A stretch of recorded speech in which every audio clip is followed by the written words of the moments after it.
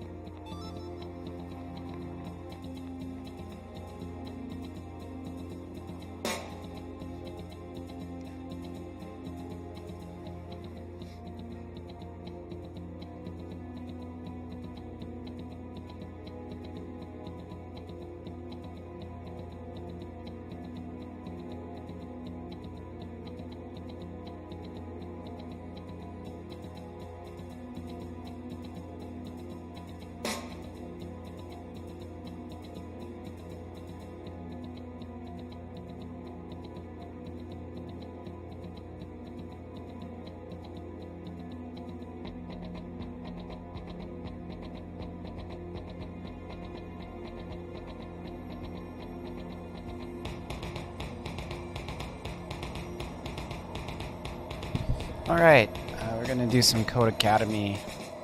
I feel like it's been a bit, so it's time to jump back into some more. I'm really committed to doing Code Academy or some, trying to get like a minimum half an hour a day just practicing JavaScript or just honestly programming in general. So, and in a way that's not directly implementable into my game. So, because I will do that anyway, but I just want to find little things. Eventually, I'll kind of kill all the Code Academy stuff and I'll do like Elite Code or something. JavaScript functions behave like any other data type in another language. We can assign functions to variables. We can reassign them to new variables. Below, we have an annoyingly long function. Oh, shit.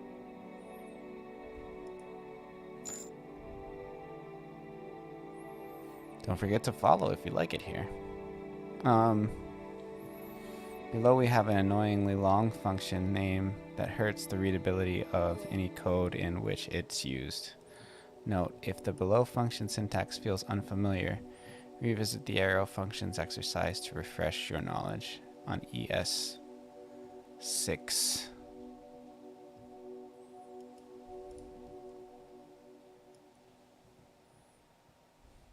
That link doesn't work.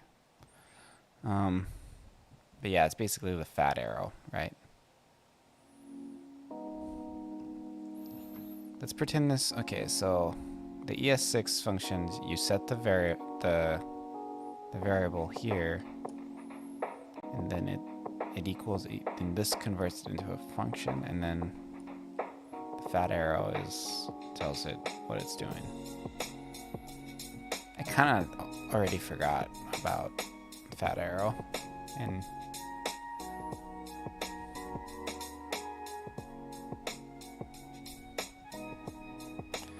let's pretend this function does important work and needs to be called repeatedly. To rename this function without sacrificing the source code, we can reassign the function to a variable with a suitably short name.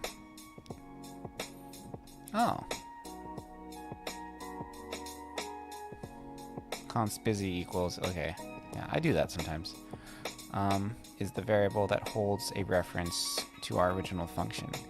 If we could look up the address in memory of busy and the address in the memory of announce that I am doing important work, that would point to the same place. Our new busy function can be invoked with parentheses as if that was the name we originally gave our function. Notice how we assign announce that I am doing important work without parenthesis as the value of the busy variable. We want to assign the value of the function itself, not the value that returns when invoked. Fudge you, mother truckers! In JavaScript functions are the first class objects. This means that like no other objects you've encountered, JavaScript functions can have properties and methods. Since functions are a type of object, they have properties such as .length and .name, and methods such as toString. You can see more about the methods and properties of functions in the documentation. Functions are special because we can invoke them, but we still treat them like any other type of data. Let's practice doing that. We've defined function with a very long name. Check that 2 plus equals 4 million. This function takes a long time to execute. It checks whether 2 plus 2 equals 4, but it does it a million times just to be really sure. Using const declare a shorter named variable is 2 plus that will be easier to work with. Assign. Okay. So we're just going to say const is 2 plus 2 equals check that 2 plus 2 equals 4 a million times. This is funny. And that is a function.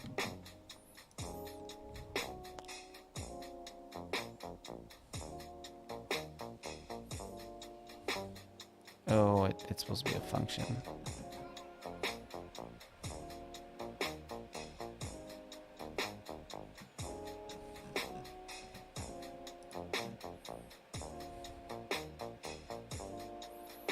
You've created a new variable, is 2 plus 2. What should you assign as the value of the variable?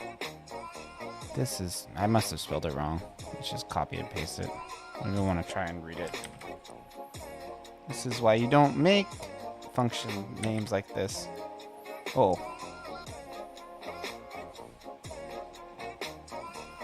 What the...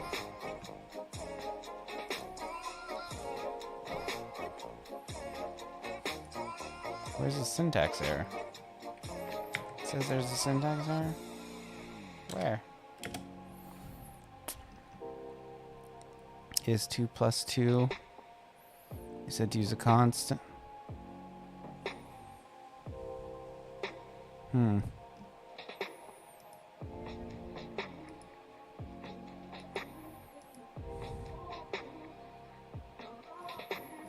This is right.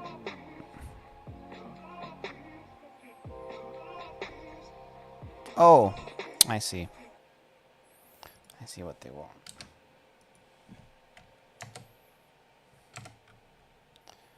Is 2 plus 2. Get all the letters in there, please, Joe. The frick? Okay. Define a function with a very long name. Check that 2 plus 2 equals 4 a million times.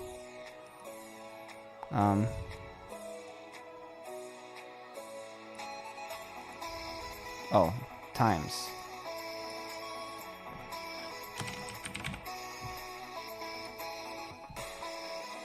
Oh, okay, it's just spelling. Have you created a new variable? Is 2 plus 2? What should you assign as the value of that variable? Invoke your is 2 plus 2 function. By invoke? What do they mean? The variable in which the function is stored following a parentheses. What the? I already did that. Okay. If invoke is such an interesting name. Invoke. To invoke a function expression, write the name of the variable in which the function is stored, followed by a parentheses. Write the name in which the variable is stored. Oh, they want me to write this.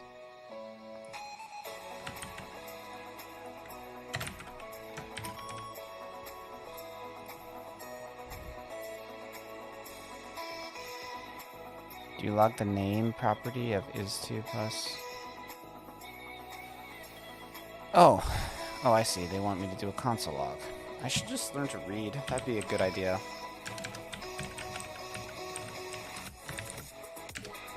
Is 2 plus...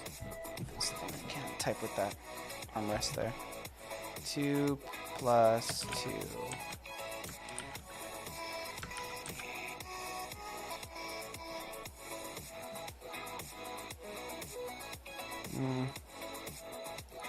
Undefined. Did I spell it wrong?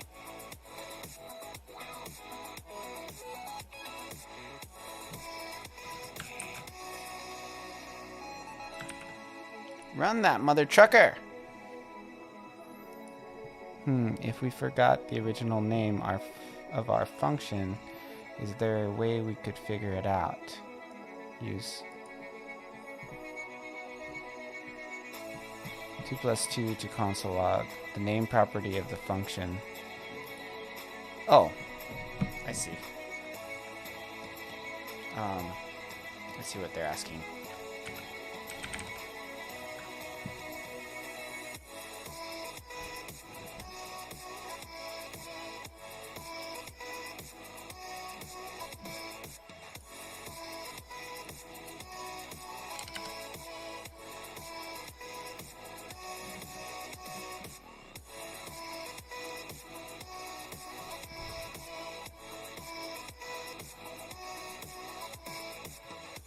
Function as parameters.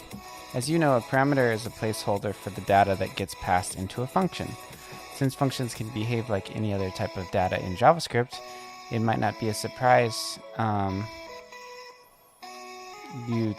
it might not surprise you to learn that functions can accept other functions as parameters. A higher order function is a function that either accepts functions as parameters, returns a function, or both.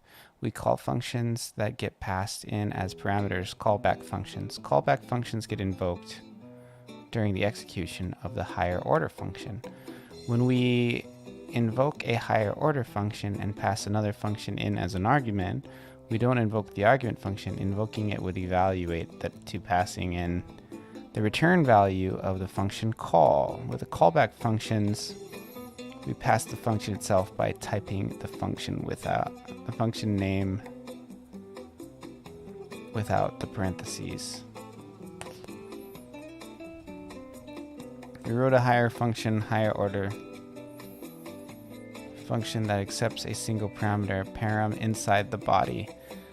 Param gets invoked using parameters. And finally, a string is returned telling us to name the callback function that was passed in. Below the higher order function, we have another function aptly named another function. This function aspires to be called inside the higher order function. Lastly, we invoke the higher order function, passing in another funct as its argument, thus fulfilling its dreams as being called by the higher order function. In this example, we invoked higher order function with an anonymous function. A higher order without a name that counts to 10 anonymous function can be arguments too. Man, I'm reading all this and I don't understand what the hell I'm saying.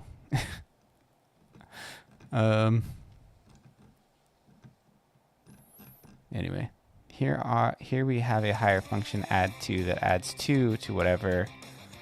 Oh, higher functions I think are just like functions that are like built into JavaScript. Is that what I'm grabbing? I kind of want to read this again because I'm like, as you know, a parameter is a placeholder for the data that gets passed into a function. I don't know that.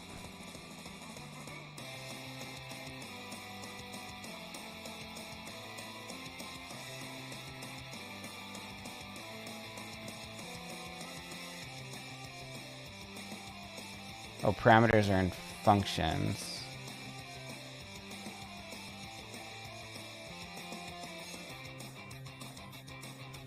They're like variables within a function. Whatever, just keep going. Can behave like any other type of data in JavaScript. It might not surprise you to learn that functions can accept other functions as parameters. A higher order function is a function that either accepts functions as parameters, returns a function, or both. We call functions that get passed in as parameter callback functions. Callback functions get invoked during the execution of the higher order function. What the hell is the higher order function? That either accepts functions as parameters. Higher order function is a function that either accepts functions as parameters, returns a function, or both. Oh, okay, so you can have a function within a function. And then the higher order function is just like the function that the I guess you could call it a lower order function is within. When we invoke a higher order function to pass another function in as an argument, we don't invoke the argument function. Invoking it would evaluate to passing in the return value of that function call. With callback functions, we pass the function itself by typing the function name without the parentheses.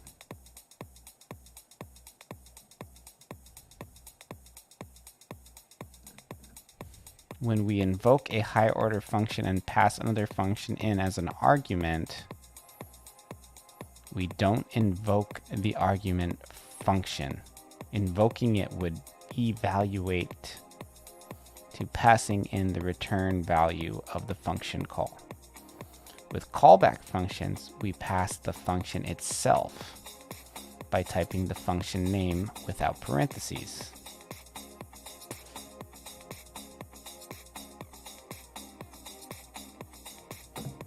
Oh, so it's just... It's just putting a return in it? Is that what they're talking about? I'm confused. We wrote a higher order function that accepts a single parameter, param, inside the body. Param gets invoked using parentheses, and finally a string is returned, telling us the name of the callback function that was passed. Below the higher order function, we have another function aptly named another function. This function aspires to be called inside the higher order function.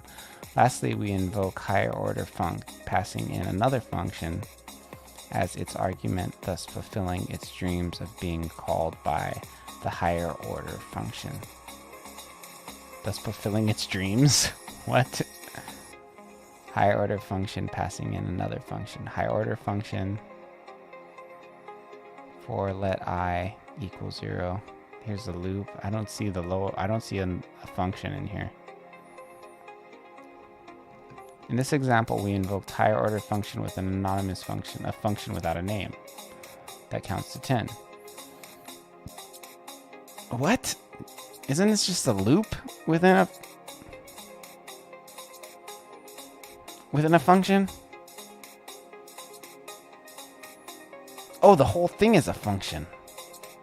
I see. So this is a function inside the... Wow, this is some crazy code that breaks my brain.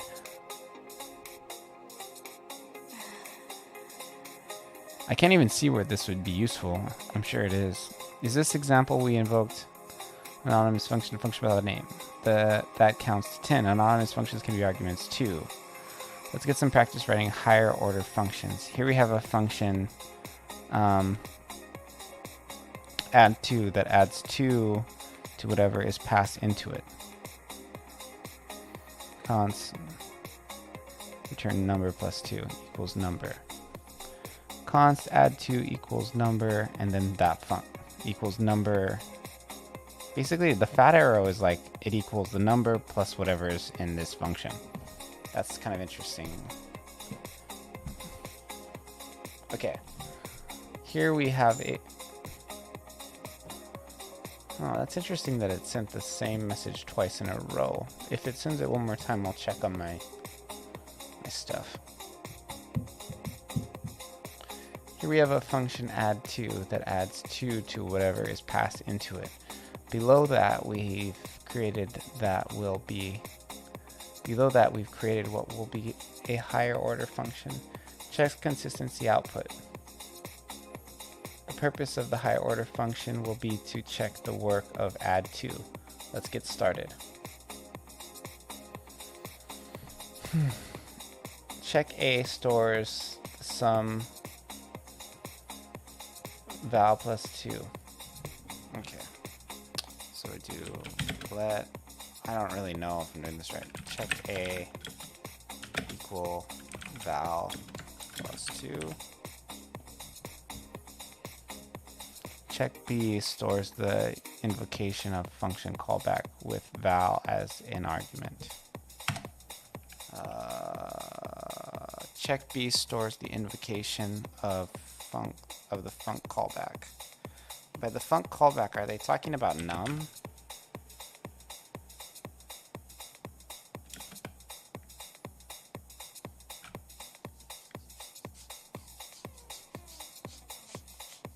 I don't know what they mean. Inside the curly braces, check A to use. Check B invoke the invoke function and pass in val. Invoke what function? I guess I can just try and invoke a function and pass it.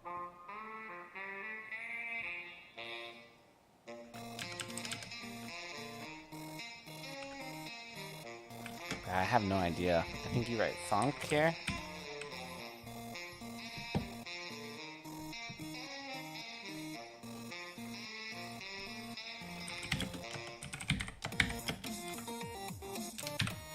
Equal func.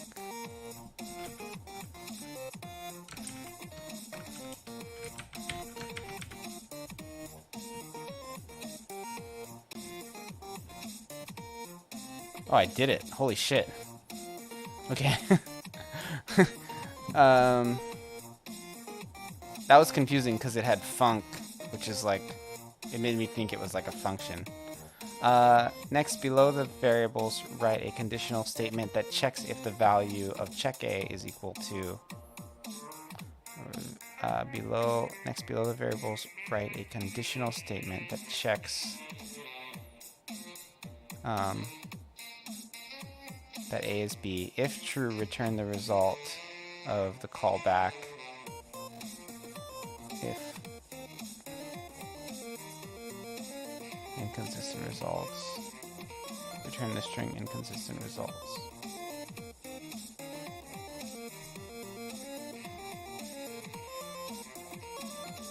What do they want me to call the check? Next, below the variables, write a conditional statement that checks if the value. I guess I can call it whatever I want. Checks if the value of check A is equal to check B.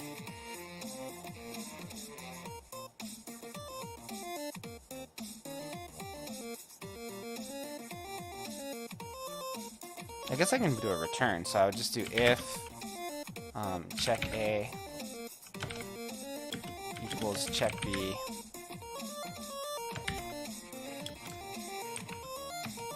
Return. Oh, it'd really be.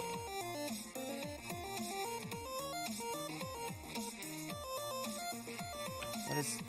If check A doesn't equal check B, return inconsistent results. Is this what they want? Sometimes with this stuff, I'm just like.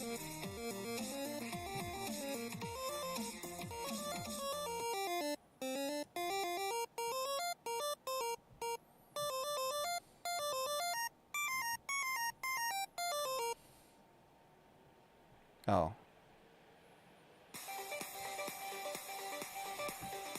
Next below, write a conditional that checks if it's equal. If true, return result. Okay. I did it wrong. If. So this would be an else. Actually, let's just get this a little cleaner.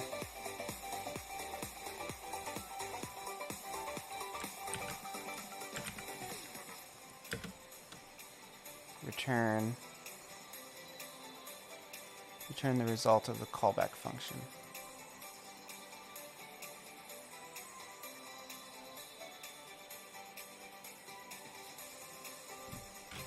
If func val, right?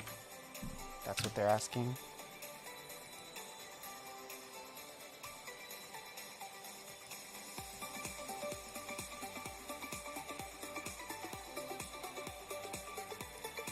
Oh, they want the result, I guess, so it would be check B.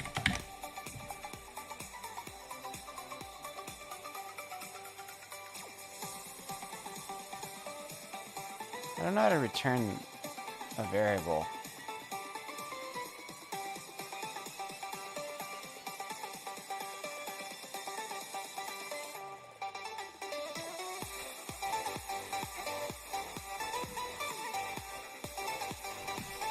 Traditional statement can use a traditional if and else stat syntax or ternary operator. Use the comparison with the triple equal to check if A equals B. If A equals B, return val plus 2. Return if true, return the results of the callback function or the results. Which one's the callback function?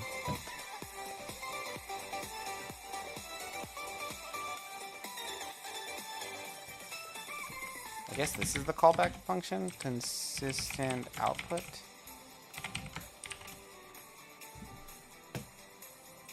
Copy this just so I get it right.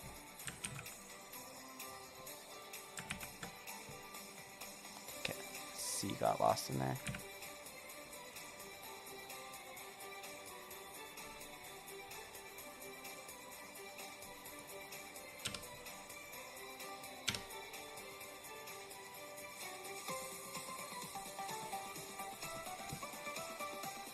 I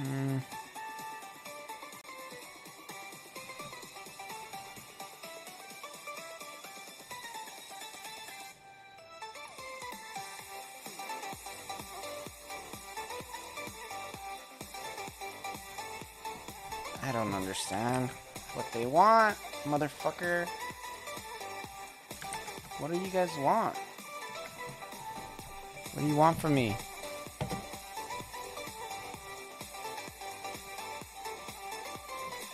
I hate using the look at solution. Return, check A.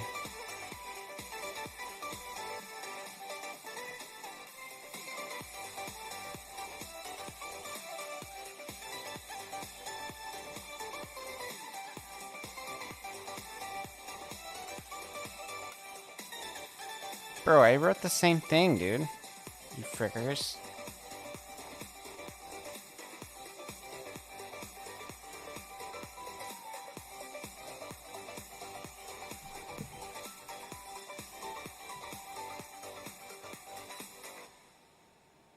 Bro, I wrote the same thing. This is fucked. It's just, I wrote it in like the longer way. I mean, I didn't have it that time, but I did have, this is like the first thing I wrote. Maybe the second. But it's the same thing. Why don't they accept my stuff? See, this is the same thing. This is an if statement. If.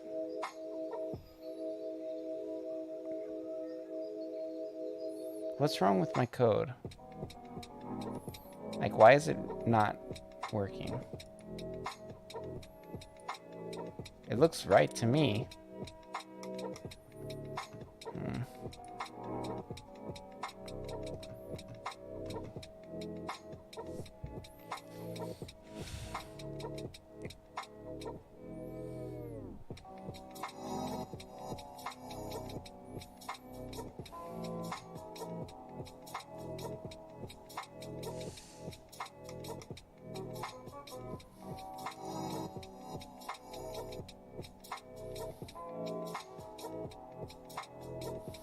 Man, this is really bothering me.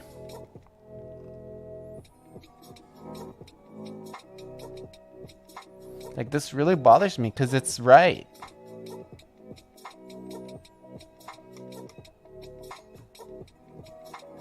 Like, this is the same thing. Should I just, like, let it go?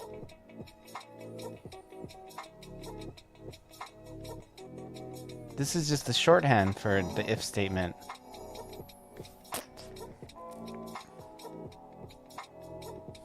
Man, this makes me really mad. They should say they want the shorthand.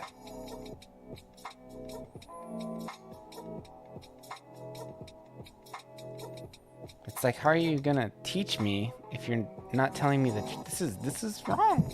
I can't get over it. Like, it's wrong to say that my solution is not right. It's just a less, I guess they want you to do the shortest possible solution, but I'm writing the same exact thing. It's just, oh God.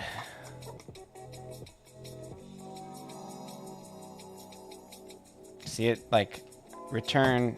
So basically this is just like return, and then it's like, here's the conditional check, and if check A equals check B, then you return this, and if it doesn't, this is the else. Like, that's what they mean. I guess I'll just write it from scratch, and then I don't know, try to not be too mad about it. Just fucking dumbass fake code.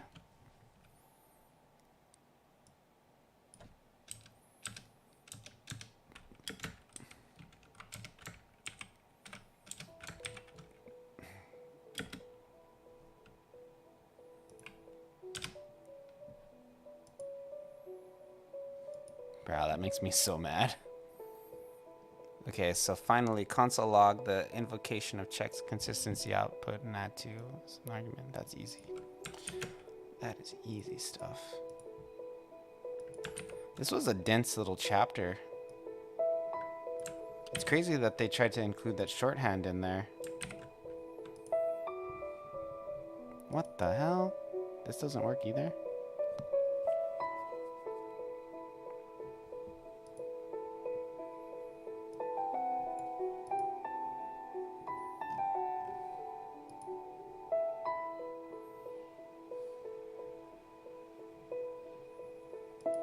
Add to.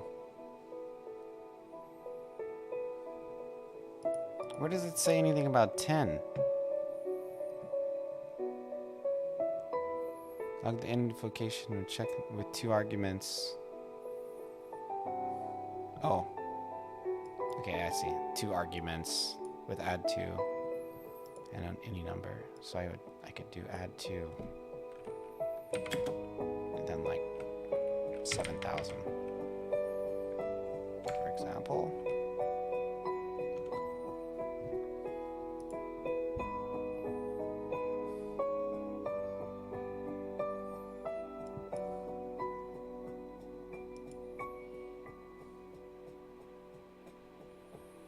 They said any number, dude. Oh, add to, not the function.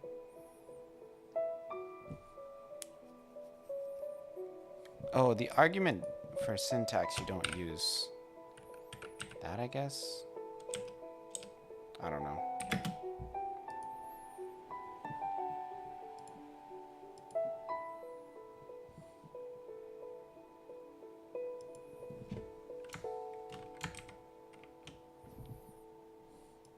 This was confusing to me.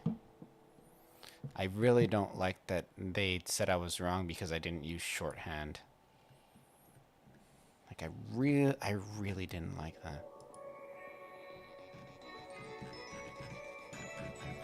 Okay, this is enough learning for the night.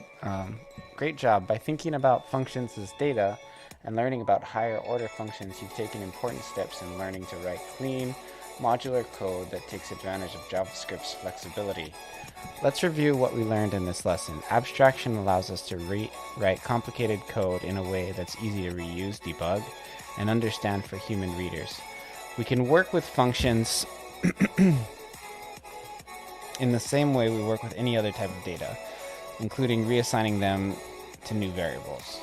JavaScript functions are first-class objects, so they have properties and methods like any other object. Functions can be passed into other functions as parameters. A higher order function is a function that either accepts functions as parameters, returns a function, or both. Feel free to play around with the code in the workspace. What happens when you change 2 to check A? No, I don't need to do that.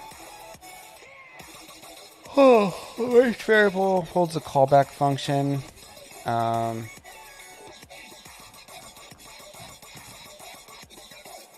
Some other most important widely used JavaScript methods, iterators.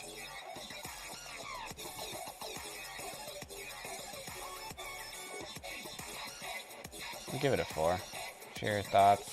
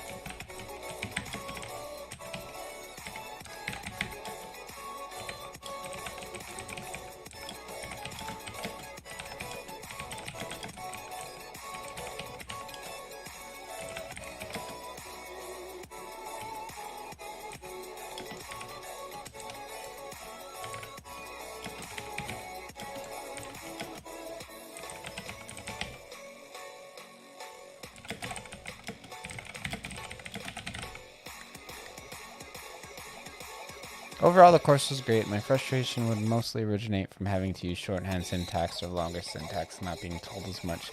Plus, the rest required shorthand if statements, but I was using perfectly viable if-else state, which should still work.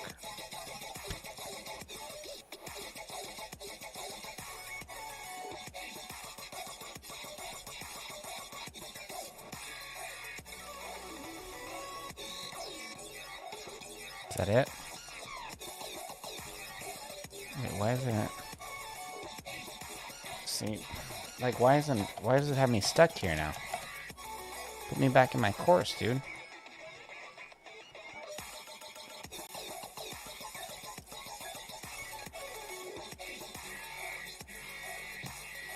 So this next one is review?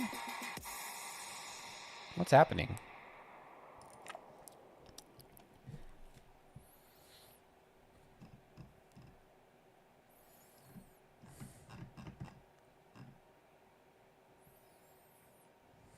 Objects are next.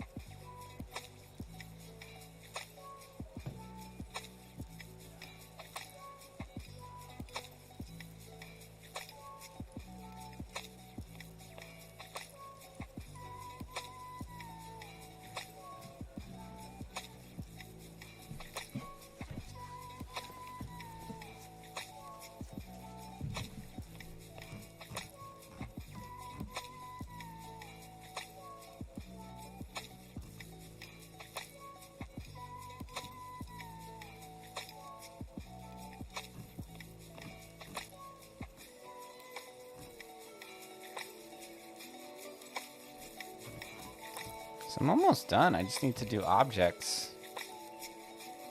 Should I do it now?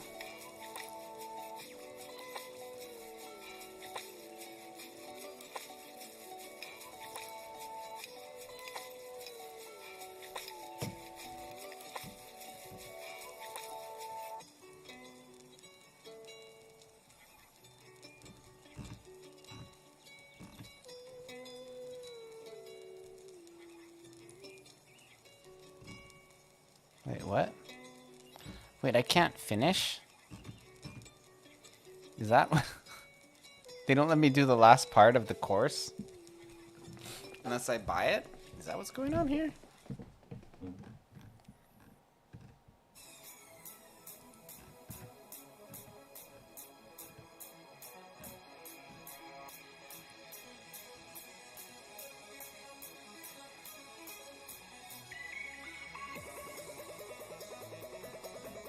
Okay, no, I can do it.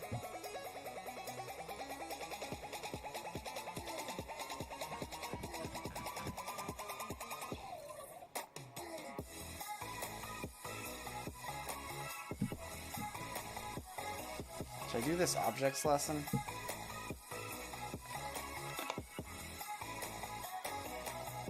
That higher level functions lesson already made me kind of mad.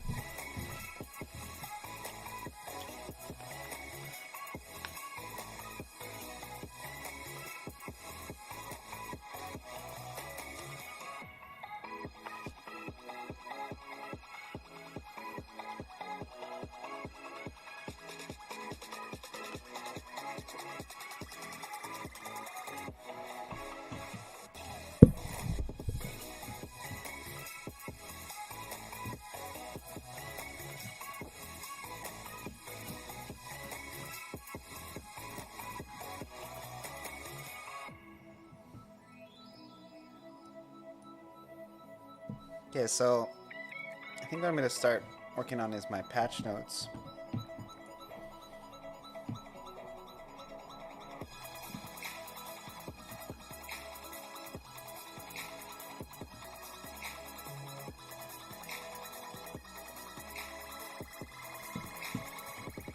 probably put another patch up to Steam.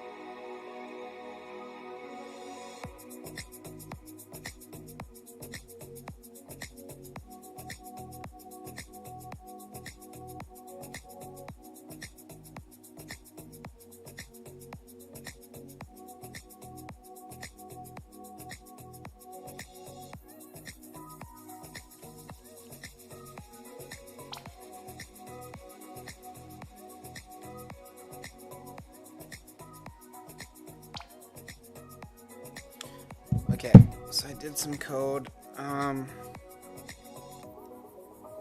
need to start working on I need to start getting organized. So,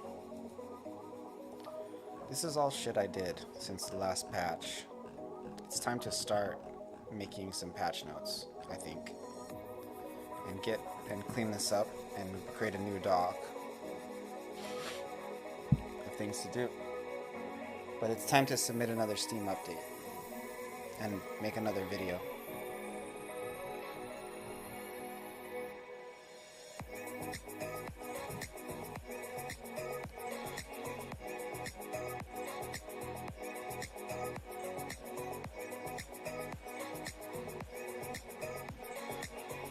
So, let me open up Steam real quick.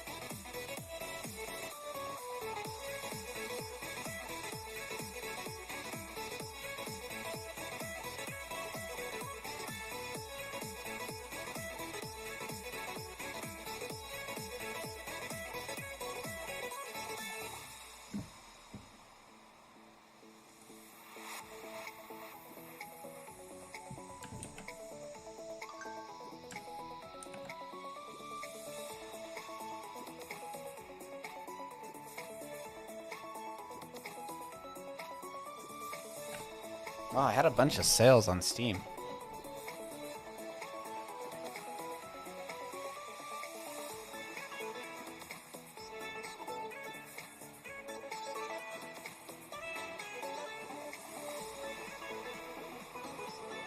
Wow.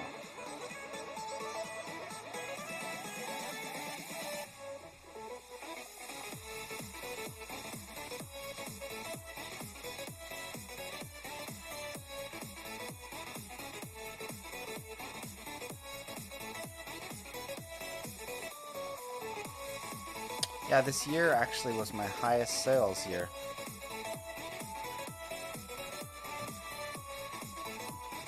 That's kind of cool, isn't it? I sold more this year than I have any other year since I released.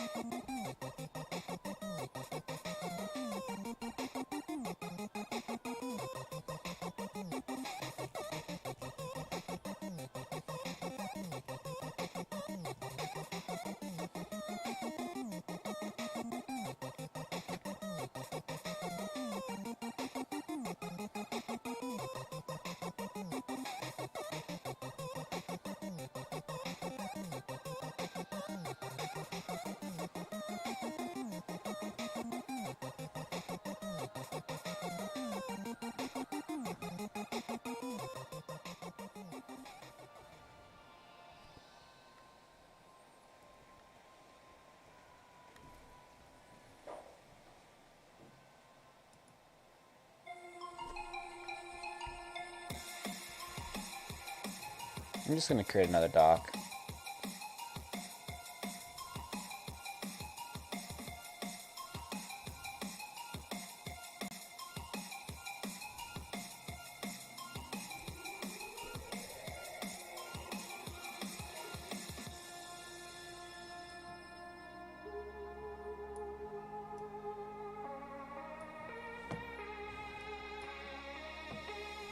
Okay, so I'm just going to talk about the main things I want to talk about off the top of my head. Steam Deck. I also want to talk about Android release. I want to talk about analog movement. And that's really it. That's the three main things. Let me look through my notes here and see if there's anything significant that pops out. Okay, so these are the big things that I want to mention. Right?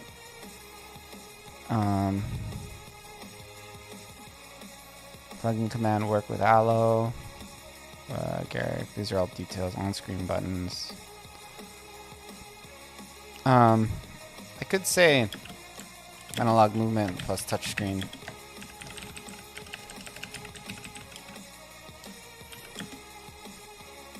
This is more of a detail of analog movement, though.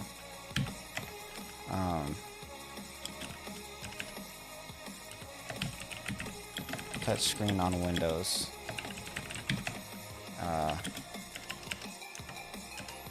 And it's also a sub thing of it is on Windows.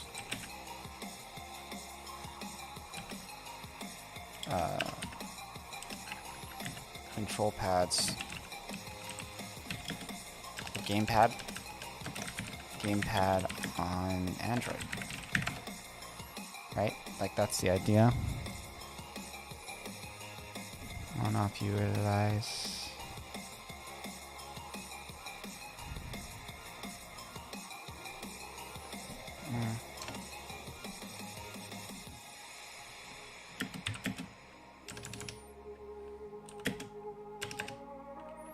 Same UI for Android and Windows. for Android. It's really Android, Windows, and Mac. Steam Deck. Game fully works and is tested.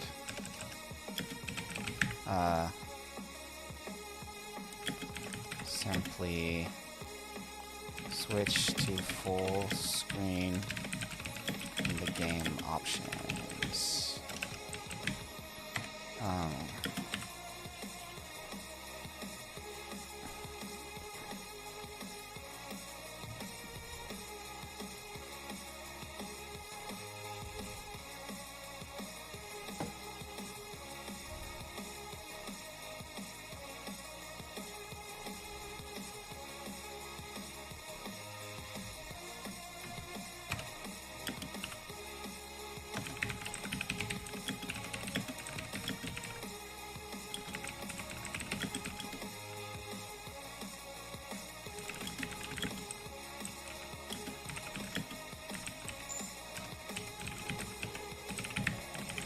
Hey, Coderad. I'm doing pretty good, man. Thanks for dropping by. I always appreciate you coming by. Actually, the first chatter, and I just think I passed the hour mark about 10 minutes ago. So I've been streaming for over an hour, and you're the first person to chat, so I really appreciate that. I've got to release another patch notes coming up here. My back is super itchy. I've been doing a lot of roofing because my friends just need help with his roof, and I put like those big packs of roofing materials on my back, and they have fiberglass in them apparently, so it makes my back itchy.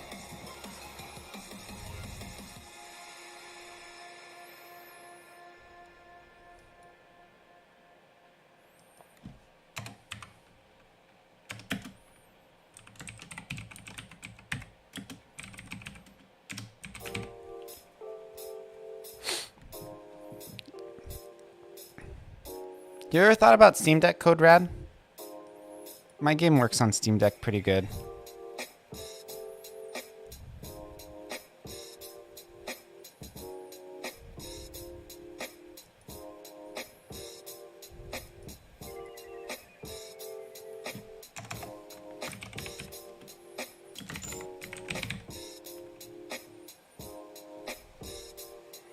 Looked into it a little? Yeah.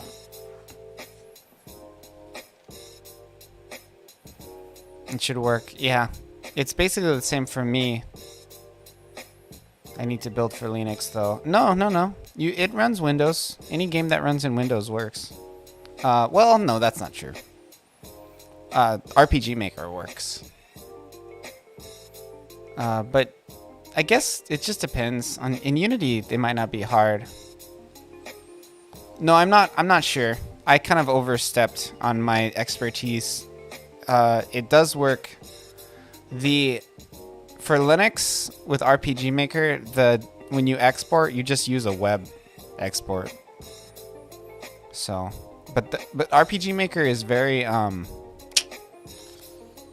it's very flexible when it comes to cross-platform export. Like the export itself, like one export will work on like all things because it's basically an HTML5 with a couple tweaks, you know.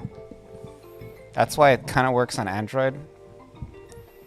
Certain things don't work, but it's just a matter of knowing what those are and not using those features. Unity is a little different because the build is like totally different, right? The file structure, everything. It's like totally different if you build it in a different operating system. Where RPG Maker is virtually identical. It just has like an exe instead of an app file or whatever. You know, just very minimal differences like that. And those are ultimately just wrappers. Where like Unity, I remember when I'd use Mac or whatever, it would like move all the files around and be like a totally different looking packet. Like I can't even tell. I wouldn't even be able to know it's the same thing. Just looking at the files themselves.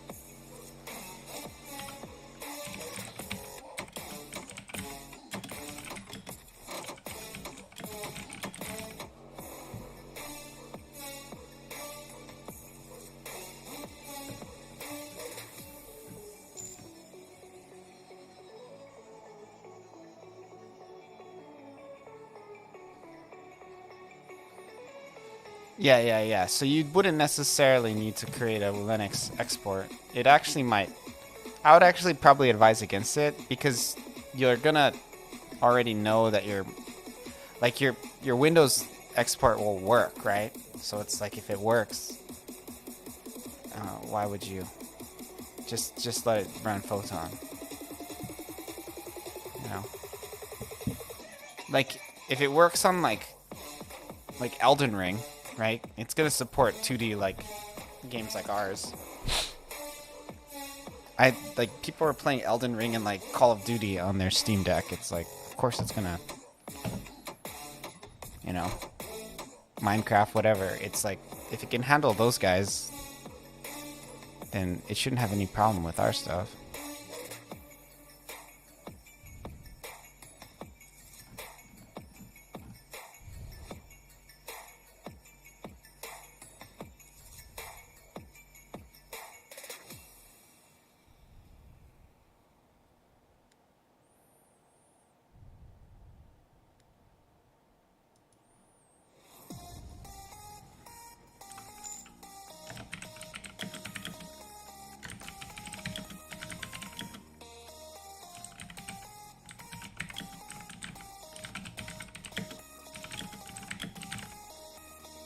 Once I get the demo in more ready state, I'm pretty sure it'll work fine, CodeRad.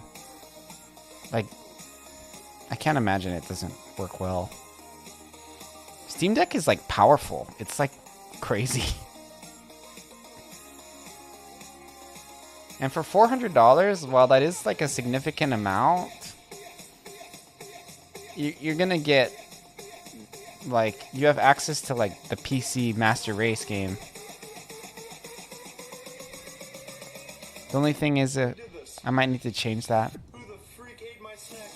If I detect controller, I show Xbox buttons. Yeah, I can't imagine Unity doesn't have an out-of-the-box setup for like controlling Xbox versus PlayStation, but you might be fine. Did you look at the Steam Deck pictures?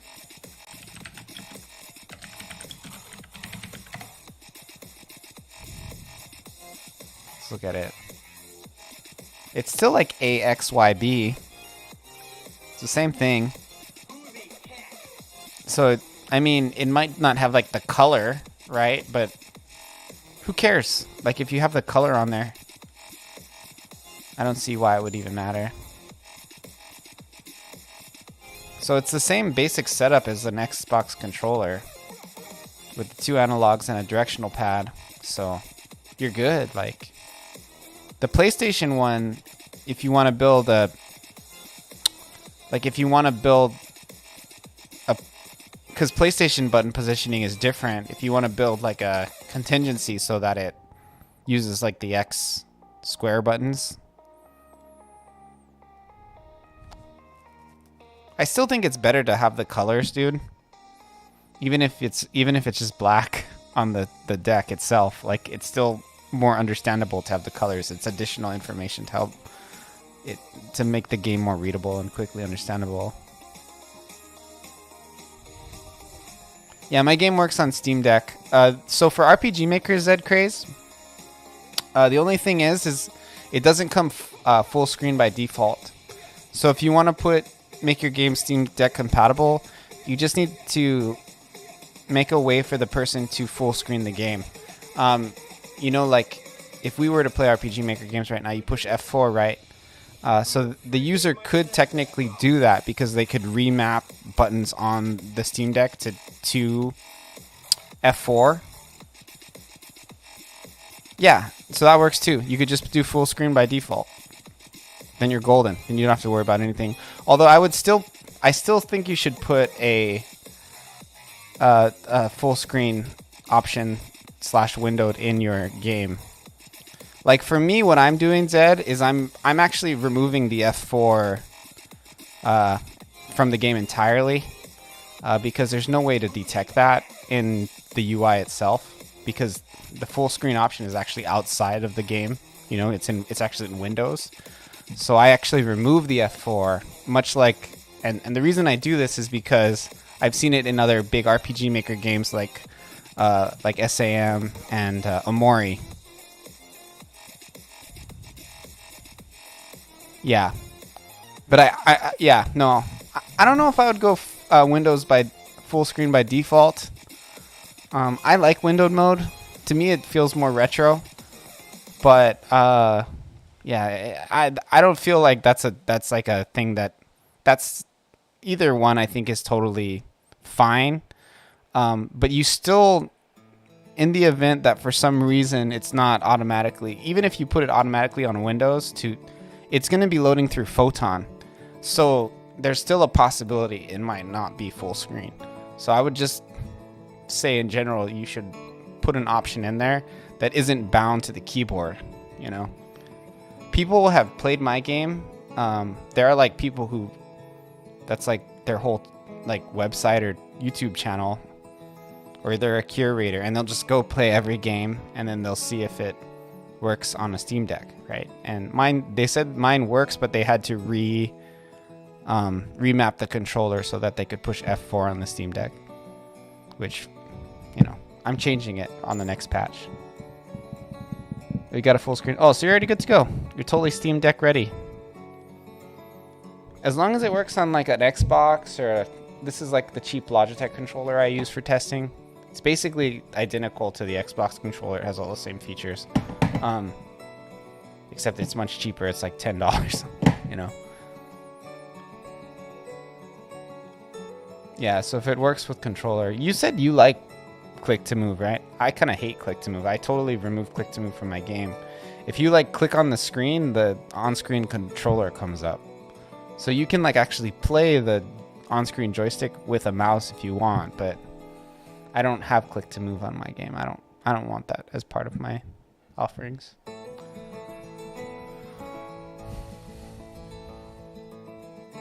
But yeah, it works.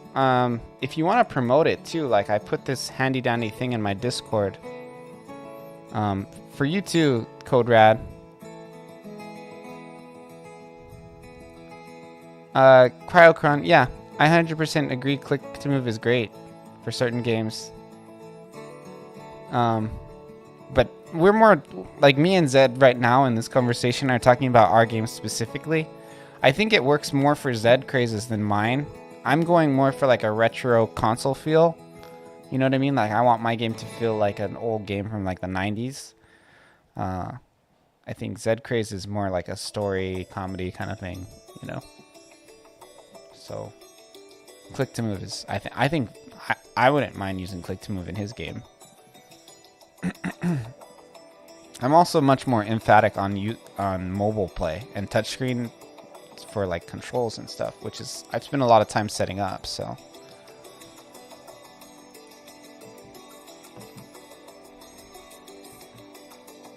But here, let me show you this real quick. You guys, I'll post it in chat too. But I shared this, the press kit, the Steam Deck press kit. And you can actually, mobile is horror. Mobile is money. I've already sold like 15 copies on mobile, and it's not even listed. Point and click adventure, which feels like it should have a mouse support then, but yeah, there's so many issues with mouse in RPG Maker. Yeah.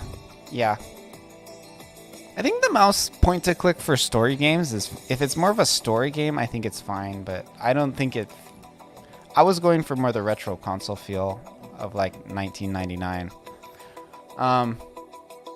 But yeah, there's this. This is. I think I just shared this, but this is like the Steam Deck press kit. You can use these images here, and like you can just pop your game into them, right?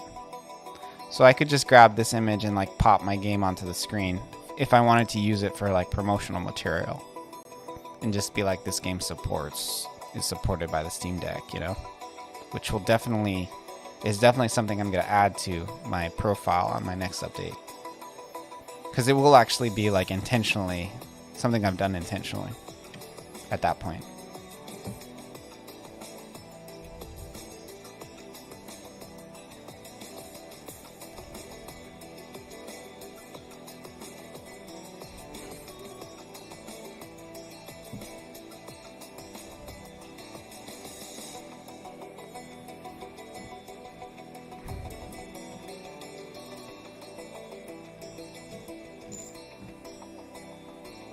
Are you about to release? I've already released. Am I about to release an additional patch? Yes. I just released on Android yesterday, actually. I didn't know it was gonna go up. Like, it's still not on like their main search engine, but you can download it and play it on Android. But I've been on Steam for like years already. Yeah, the Android version got approved. The key, Zed, was... The key and the absolute key is putting it 18 up. That made it so much faster. It didn't even take a day after I did that. Because if you put it through as like made for kids, then it like... It it gets tested basically like 100 times as much. Yeah. And I mean, I could try and apply to do it as for kids. Right now that I'm already in, I could just apply to change the settings. And that way it's already up, you know, as it is. It won't get rejected. It just, that setting will get rejected at the very least. And it wasn't even because the game isn't really appropriate for kids. It is. My game is kid friendly. But I think that they don't... How do I say it? But when you have that many more like points of like possible break, like them having issues installing your game, it just reduces the chance you're gonna get through. You know what I mean? Like the issue they had, one of the kid game testers in my game actually was unable to install it. I'm like, you were unable to install it? What is wrong with you? Like, I've installed it on like phones that are like super ghetto. And that shouldn't, if it doesn't work on a single phone, they didn't tell me like anything about the hardware on the phone that it didn't work on. So it's like, it probably just didn't work in their emulator, you know? And if it didn't work in your, who cares? You don't want people playing on emulators anyway, like on Android emulators.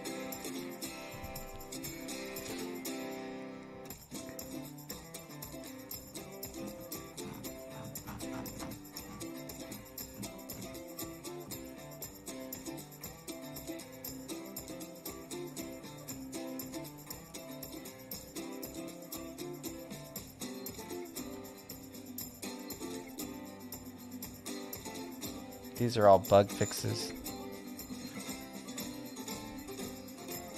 Easier to automate emulators? Kind of. But it's Google. Like, they should... like, it's freaking Google. Like, they should have a system... The thing is... I don't know. Again, it's just like that whole thing of, like, approving kid games. Like, it's funky. It's similar for YouTube. Like, if you make your video set as like made for kids on YouTube, like, the video will never get posted. And it doesn't even really matter what the content of the video is. It's just like a big barrier to get on. And what happens is they're gonna prioritize people who the advertisers are like associated with. So if you have like a big YouTube account like Cocomelon or something, and I mean, this is just me, what I would think, right? Then if they're like huge, like, and they're very advertiser friendly, they're like about as advertiser friendly as you can get, you know, YouTube is gonna check their videos right away. But some rando like me, like, forget it. They're like losing millions of dollars of advertiser revenue every second they wait to approve a Cocomelon video.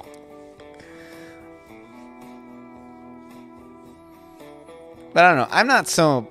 I'm not so like bitter about it. I just, now that I know that that's kind of how it works with app submission, like, I wish I just knew that. That's really it. Like, I wish I knew that I shouldn't have tried to submit it as a child-friendly game from the start. I should have put it 18 up right off the bat.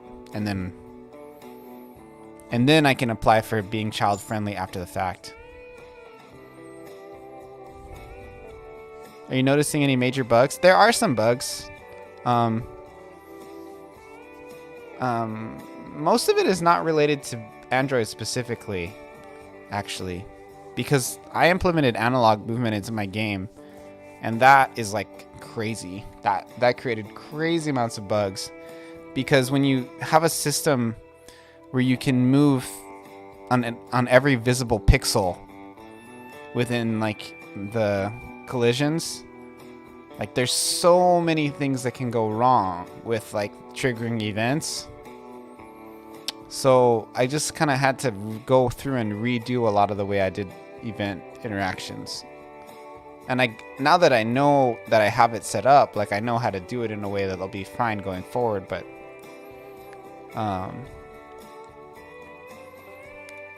I would say, because I know you're asking specifically, probably you're curious about how it would affect your game.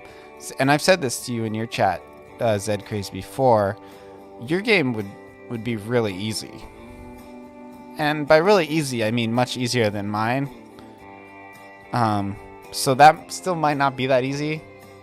But comparatively speaking, like my game with its touch controls, your game has no combat. Most of the things that break in Android are combat related. It's usually having to do with like tense and fades. And then after that is probably like sound. So if you have very large music files, those are probably the things. If you take out combat, right, those are the things that tend to break. If you watch my video, I talk very heavily about it. The other thing that breaks is because the way RPG Maker grabs assets, it works similar to a web page. Meaning, like, say you have an asset that's in a folder, right? It's not case sensitive for fetching those assets because it's similar to the way a URL in a browser would work. Yeah. So, and Zcraze, it needs to be said that really the one thing that made it so I was having trouble getting it on there was that I was setting it as made for kids.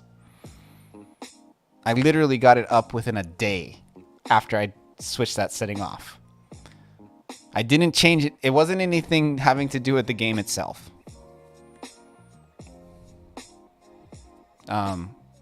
That was the thing. That was the issue.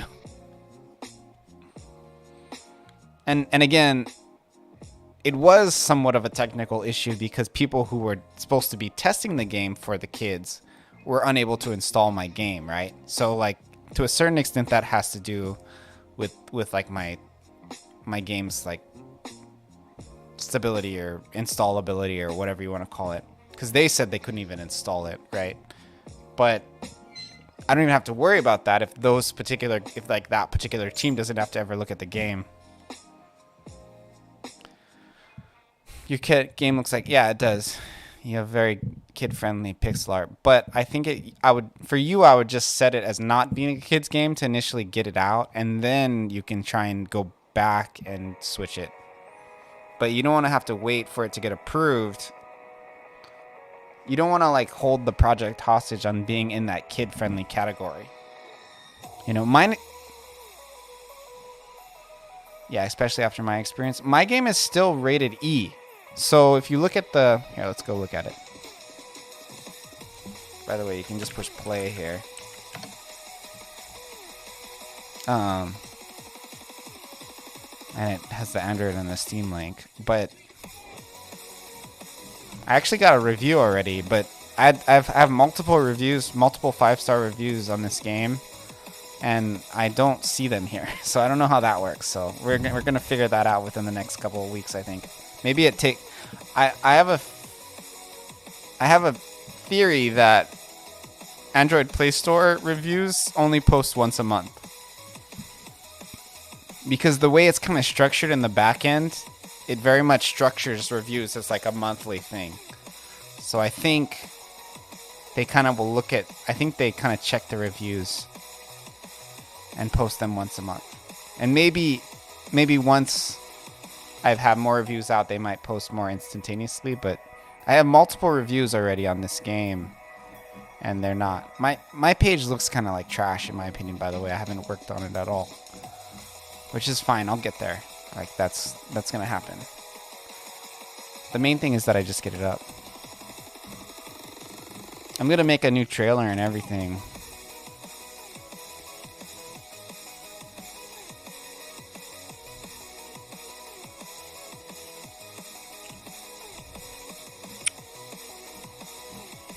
My trailer like doesn't even look like my game. It's kind of stupid. Yeah, I am planning on doing iPhone. My plan was always to get it to work on Android, and then I can kind of like, what my thought process was, as I get it ready for Android. How old is the trailer? Like 100 years? I don't know. We can look.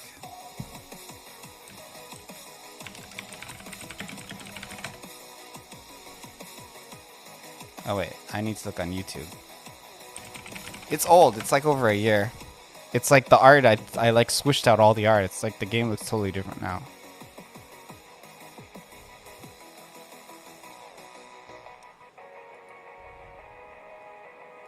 It's not even in my popular uploads.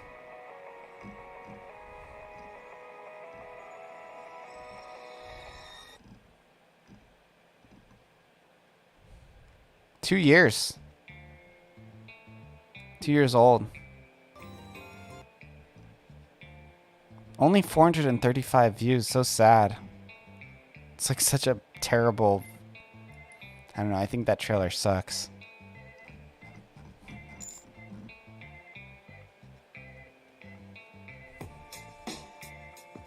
Releases in May and only a month later. Yeah, so you can imagine what 2 years does.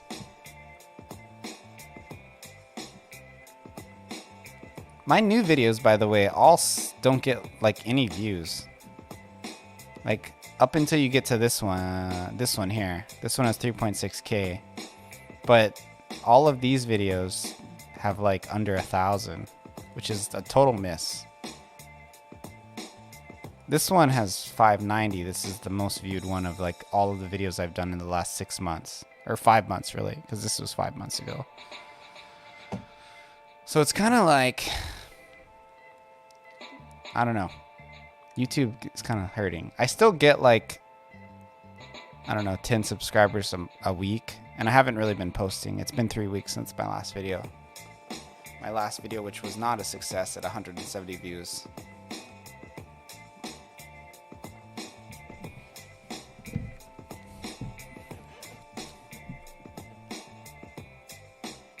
But yeah, I mean, I want my YouTube to grow, but I still haven't really figured out what people want.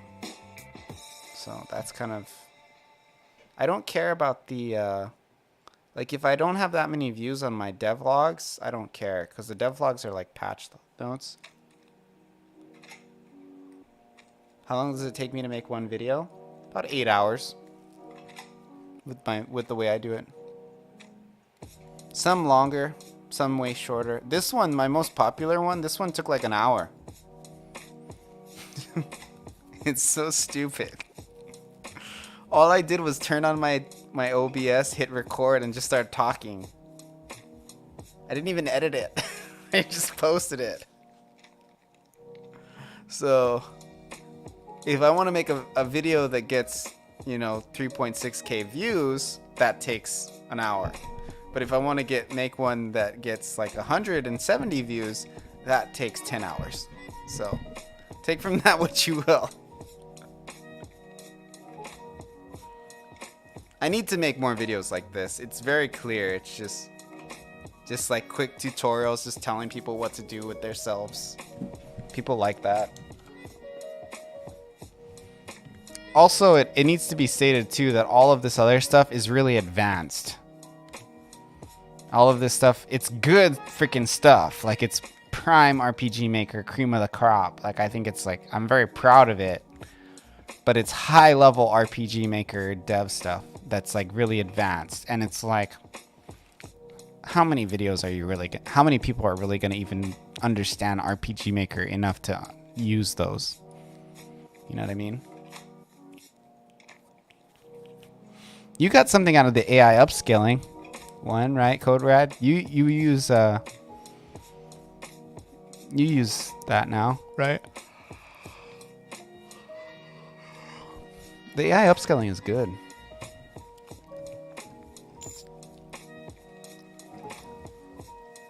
Yeah, super helpful. Here's the videos I'm gonna do next. I have a list. So save me like $500. Yeah. Should write that in the comments. I don't know, maybe you did.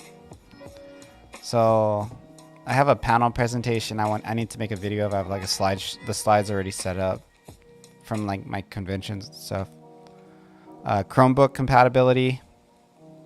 I wanted to make a video about Steam Chromebook stuff, which yeah, video about Android ports, Act 1 trailer, which I already made this, so I should just check that off. Art, Zed Craze. So I made a video about upscaling your art using AI, and he was going to commission, or I don't know, order, he was going to pay an artist to make higher res versions of his art, and he ended up just using the AI upscaling stuff for his weapons in his game. So rather than have somebody redraw them, he just used AI upscaling and then like edited it a little bit and saved a bunch of money. See, that like is super awesome to me. Like that's like for me when I think about what gets me pumped about like making videos, like somebody saying something like that gets me freaking pumped. Because it's like, it really makes it a lot easier to make a video when you're like, okay, this will help this one person this much, you know?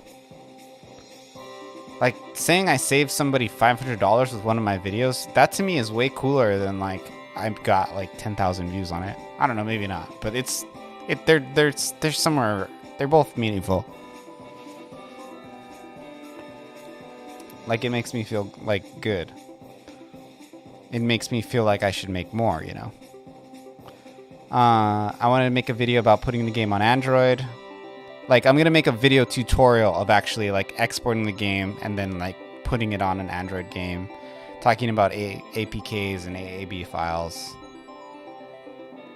I was gonna do a video about one of these videos, one of these plugins that me and Code helped 10 make, but I don't think I'm gonna do that. I wanted to update my spaceship assets, and make a video about them, which kind of went hand in hand with alternative pixel. You might not know this, Zed Craze, but RPG Maker MZ supports 32 by 32 pixels and 12 by 12 pixels, in addition to 48 by 48 pixels tiles. 48 by 48 pixel tiles, 32 by 32 tiles, and 16 by 16 tiles. It might support 24 too. I don't know. I forget. The 32 is the one that matters, because 24 you could just double up over 48, so it doesn't really. It's kind of irrelevant.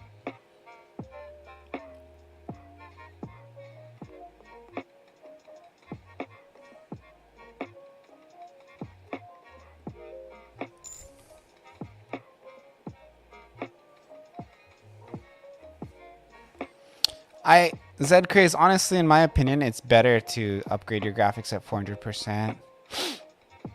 I think that's a better way to do it than to use the actual 12 by 12.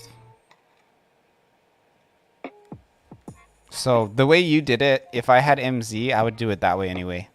But the 32 by 32 is significant because that's actually a very common file size, and it's a different denominator, right? Like 30, there's no way to make a 32 by 32 tile fit in a 48 by 48 tile. A 48 by 48 tile, you can make a 24 by 24 tile and drop it in there.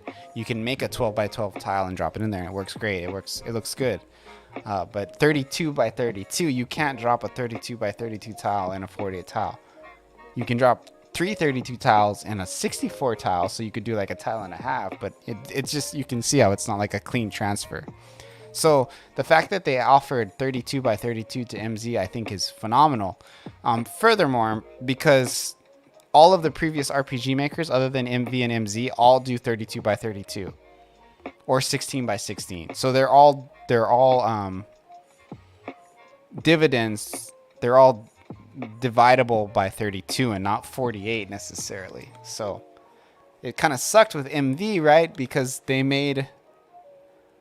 released it and then it used like a different tile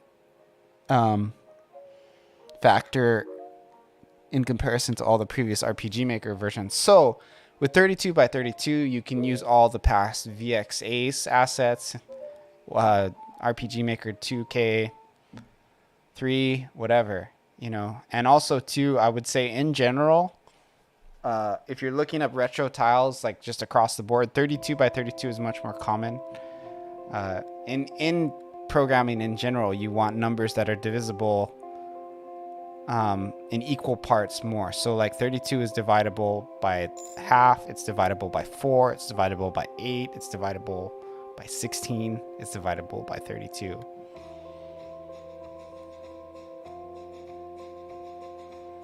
I can just set the graphic tile size to what I want to do, but yeah, I can understand people using pre-built tiles, sprite sheets, etc.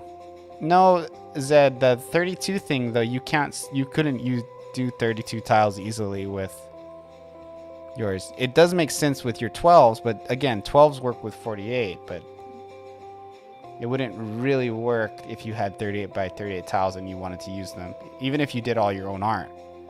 Like, I have released multiple 32 by 32 asset packs, and I cannot use them in my game.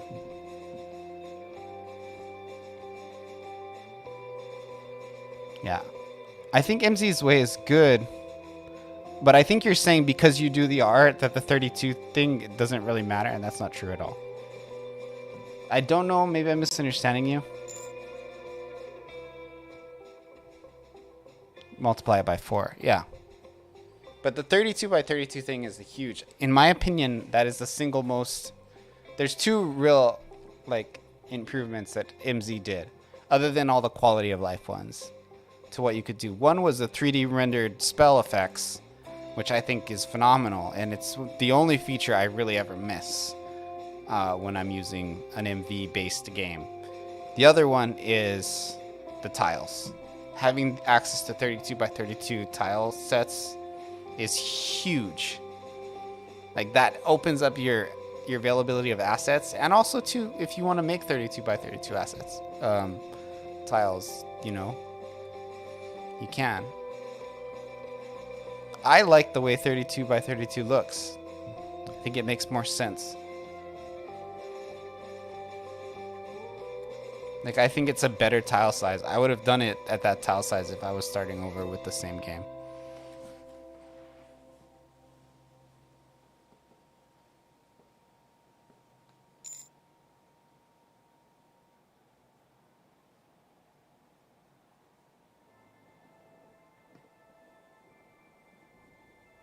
Yeah, tile size, yeah, defines the look you're going for. But just mechanically speaking too, 32 is just a much easier size to work with because of the way it divides within itself. Chunky low res. It's interesting, your game almost, the way it looks, it almost doesn't like seem tiled because the tiles are so low res. Like, it almost looks like you just like made it. Where if you have a highly detailed, it's not tiled. If you have a highly detailed tile, it's parallax maps, yeah. See, exactly. If you have a very detailed tile, you can really quickly recognize the repetition. You just draw the maps, yeah. I do that too sometimes. But it's not really as quick as it could be with your style of game. Like your game style is making those maps is much quicker. Mine are like all crazy painted. Whether I'm not necessarily, and I in no way mean that I think that looks better, but just the style is much more. The scope is larger. Tile maps next game. I mean, you could have done it with this game. You just would have had to have tile maps for everything you've done. And I mean, I use a combination of tile maps and parallax maps because I like the animated tiles. I like using like the water tiles and the waterfall tiles and stuff like that. So that's why I use. Otherwise, I'd go pure parallax.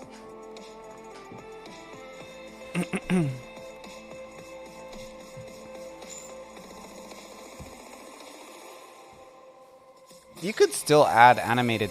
For you could add animated tiles with events, or you could just create animated tiles and put them over your parallax map. If you wanted to do like a water animation or something. I don't think it's necessary though. That's just me talking. That's guy who overscopes talking. Don't listen to that guy. Because you just do that little thing and it gets out of hand real fast. Can't mix tiles sets with parallax because there's issues with the camera. Oh, use doodads. Wow, you use Yanfly doodads? Dude, I think that plugin is a mess. I've tried to use it and it's so for me it was very restrictive. You make one thing look better in your game, suddenly other parts of the game look worse. Yeah, it's like you ended up actually hurting your game by making one thing look better. Yeah, the problem for me with doodads is it's just the compatibility is very. What I mean by restrictive is that it very much is a very powerful plugin, and it just is too limiting for many aspects of my game. It's too much code to work around, you know.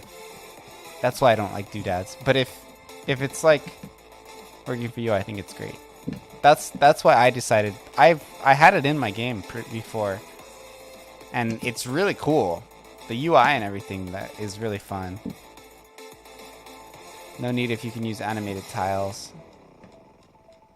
Yeah, I also have it set up so I can use events too. You know, I also am pretty good with the parallax map like movement, so I get water effects from that too. You know, like overlaying things to create like stuff like the way it looks when wind's blowing over water or something.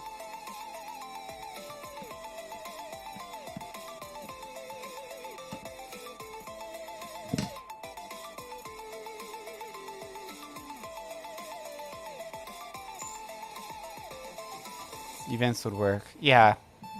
You just don't want to go too crazy with it. It's to the point where it kills optimization in a way that's not really necessary.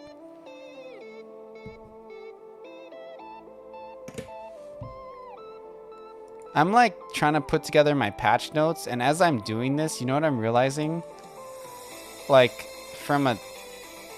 I put tons of time in over the last like month and a half, like adding these couple features, but from like a player perspective, I did like nothing. You know what I mean? Isn't that sad? Because that analog movement thing was a beast, but they're not gonna. There's like no new content really. It's just, yeah, it's a huge patch. Like I changed so much, but it's not.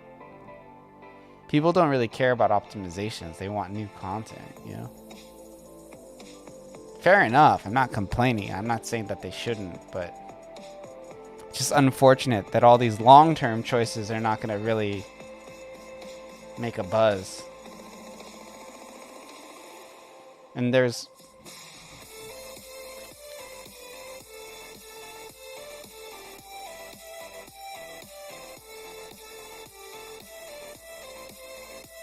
Like, I'm looking at all of these. And they're like awesome. But nothing is gonna like make people be like, wow.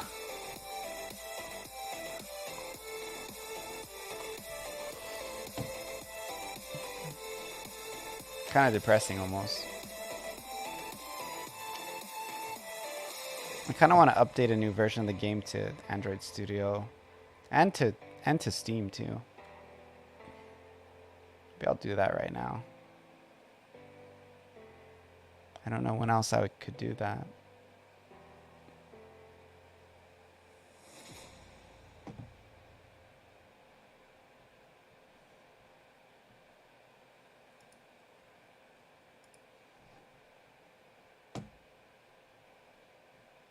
I think I'm gonna get a check from Steam and from Twitch this month. That's cool. I need the money. I've been like not focusing on making actual money recently. I've been too focused on this piece of crap.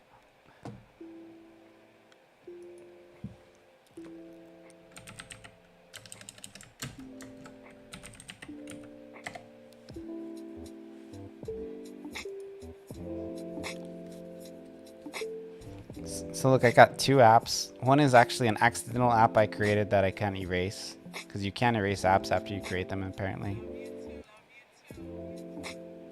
So I have a review, which is cool.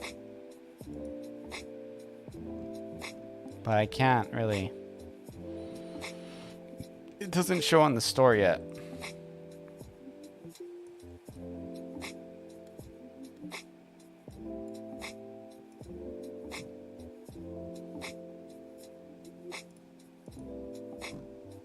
I want an email when I get a new review. Alright? No, I don't want that.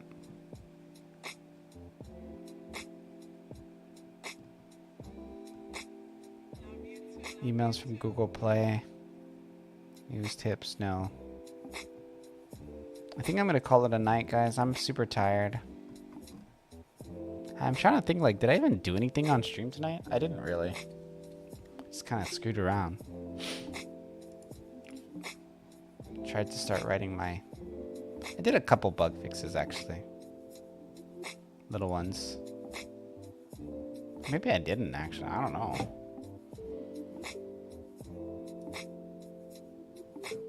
Did I do anything?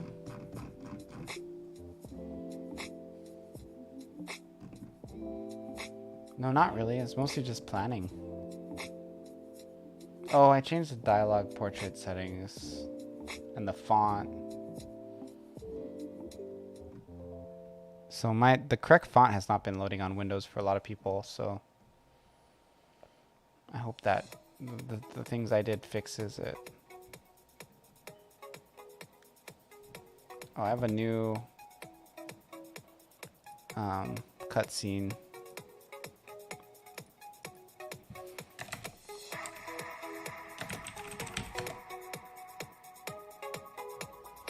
Here, let's like use actual list.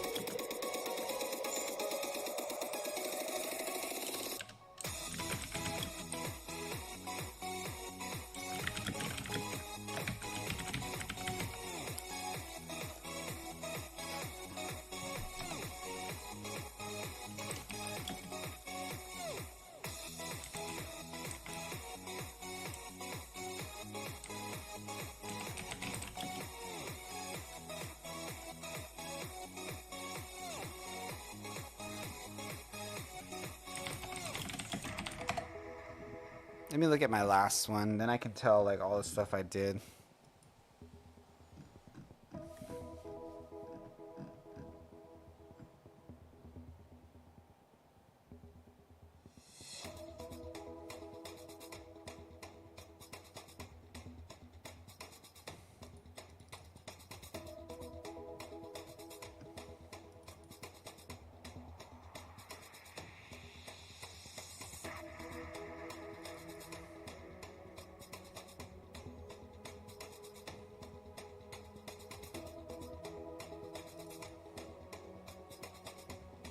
Wow, I've done a lot. Holy shit. Like, I'm looking at this and it's like, this is so far back.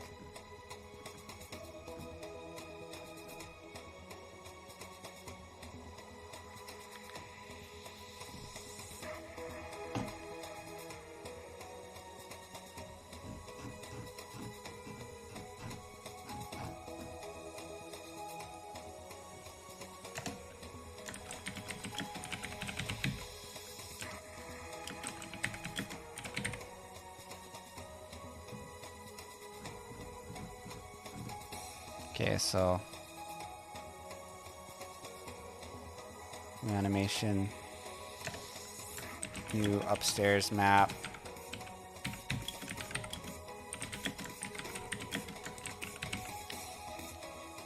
Cameras.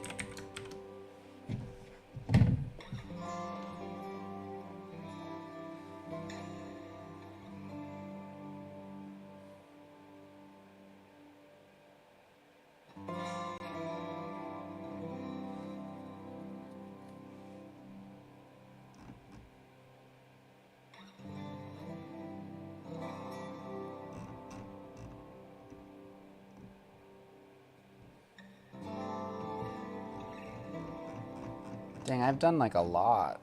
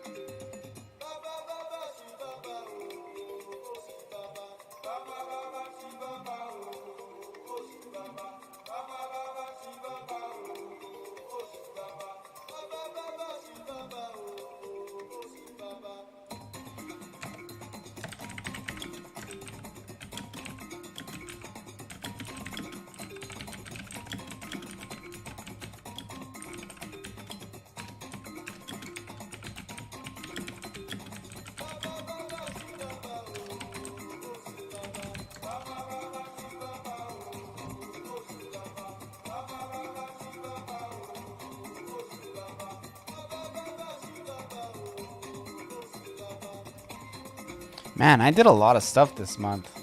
Like, kind of looking at it, I'm just like, shit, man, I've been busy.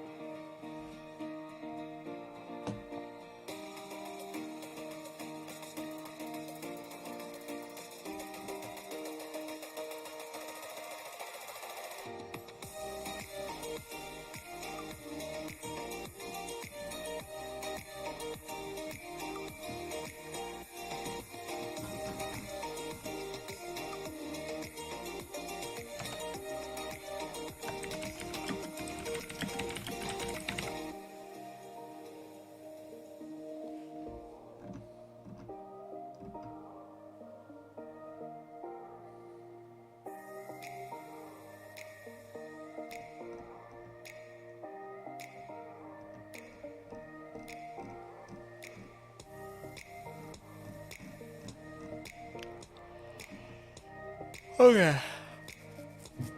Oh, this is pretty much everything on here now. Just have to figure out.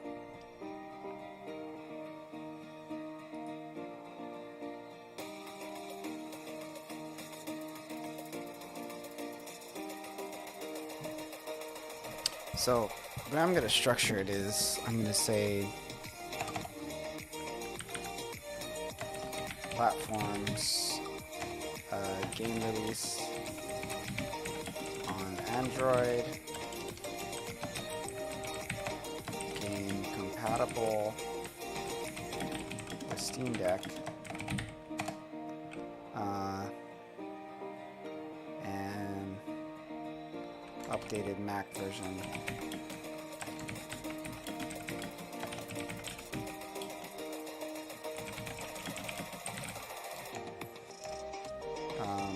So then we're going to talk about user interface.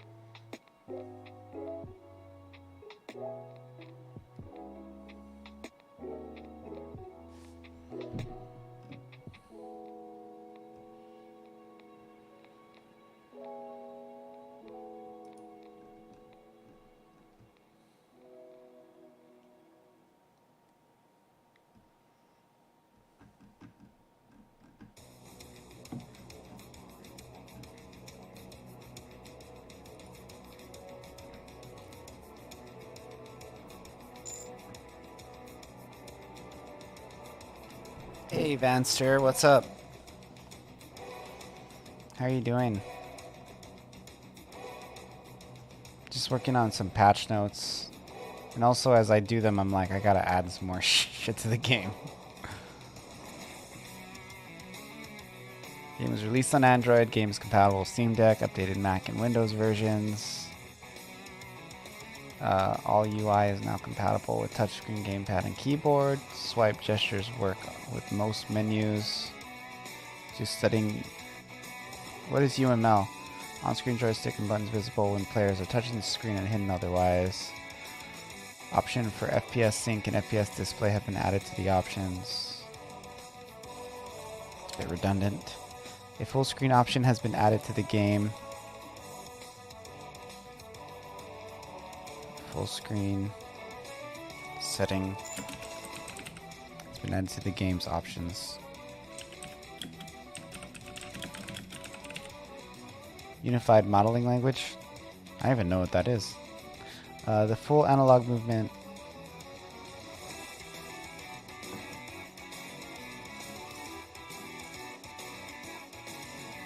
Okay, I can just say full analog movement.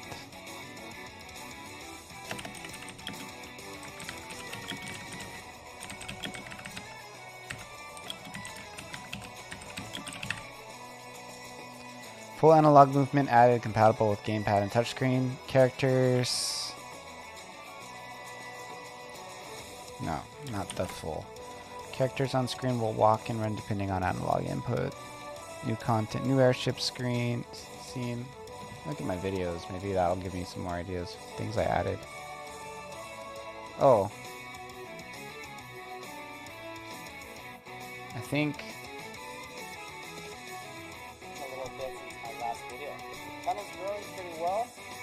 Wow, I didn't even...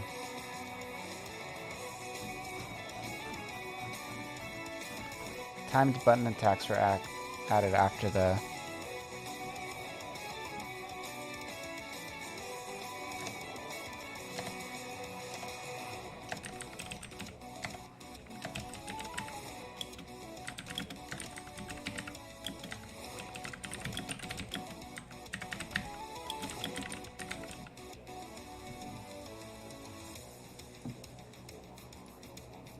Dang, I did a lot of stuff.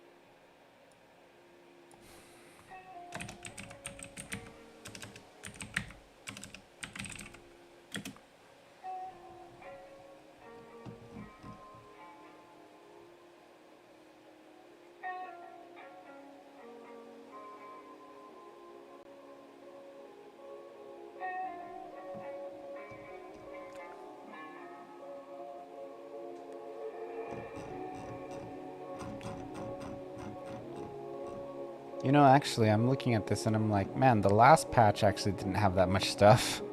It just had animation on it. This is actually a lot more new content.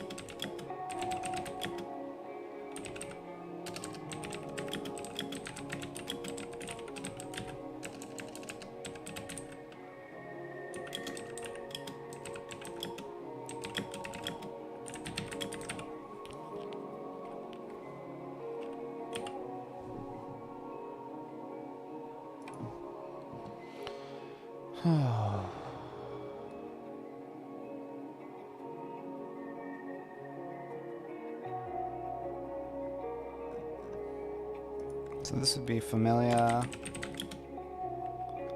1.3.8.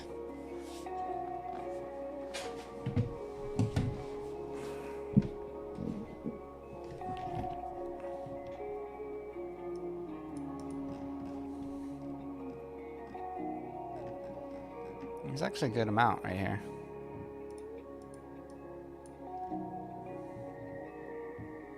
I can put videos in this.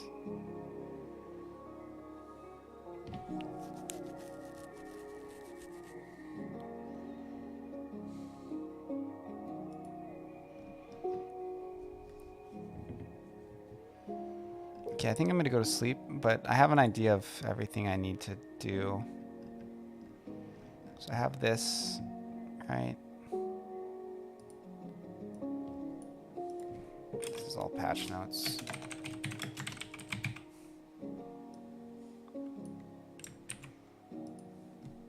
I can put this in both the Android and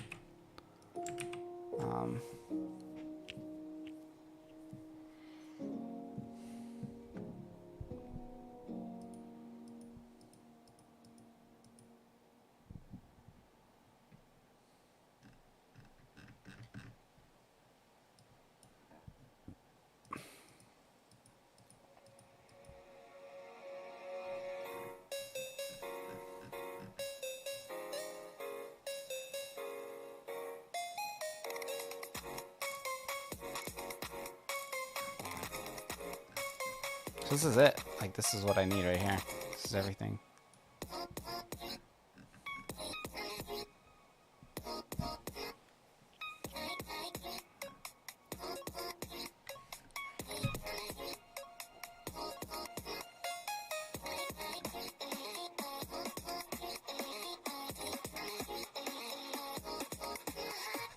Okay, I'm gonna call it a night, I think. Let me see if I can find somebody to raid. I'm tired now.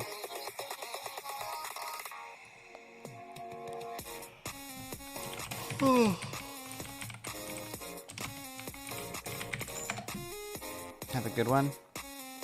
Yeah. I'll work on this stuff over... I think I'll probably get these patch notes out over the weekend. There's a couple things I have to add. Like, fix, like, in the game. That I kind of can't... That I don't want to put out another patch until I fix them.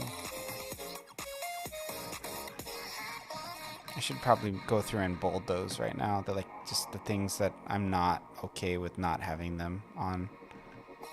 So I'm okay with not having this. Okay with not having that. I'm okay with that. Oh, this is fixed.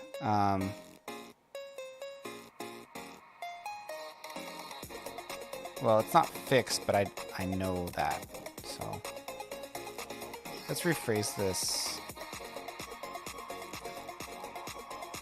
Because basically after I put this up, I'm going to just take the ones I haven't done and add them and take everything else out.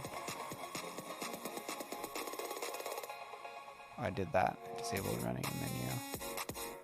Demo still not working.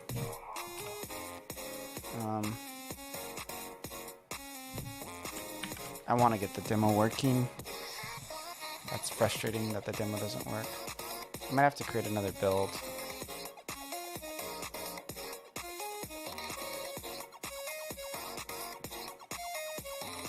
I have to do this too.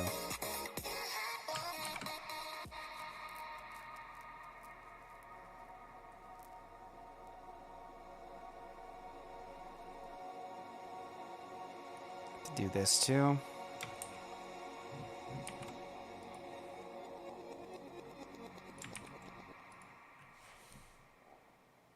That I need to do all this. Those are all important. The dice cutscene. Move portraits. I fixed that.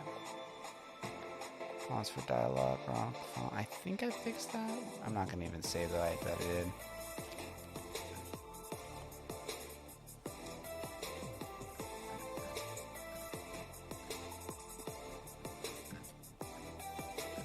Okay, that's good. It's really just these things. So if I do these like tomorrow, it's all this desktop stuff.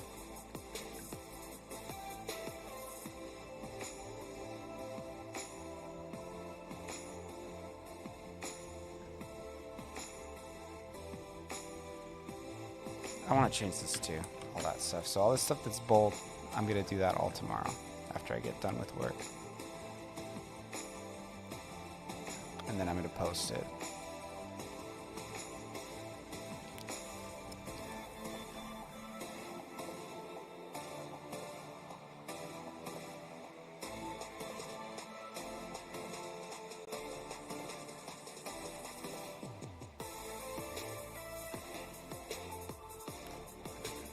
And then it'll basically be this. 1.3.8. I'll only also add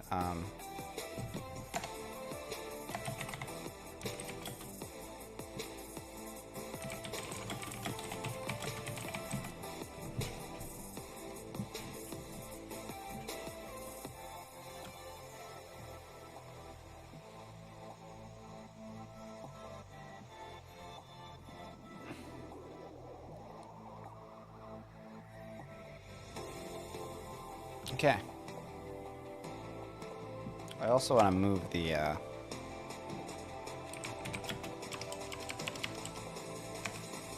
multi-fight button.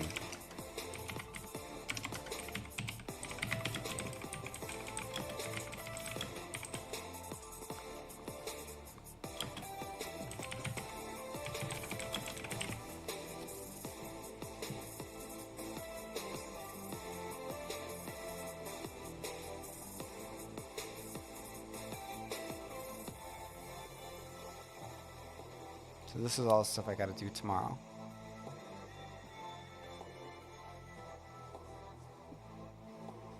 Really, the desktop stuff is the high priority. And I'm just gonna say upload.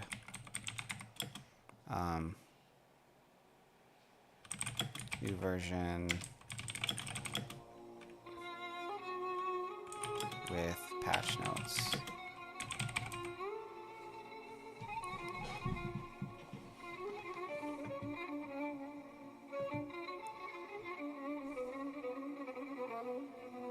Okay, let's raid.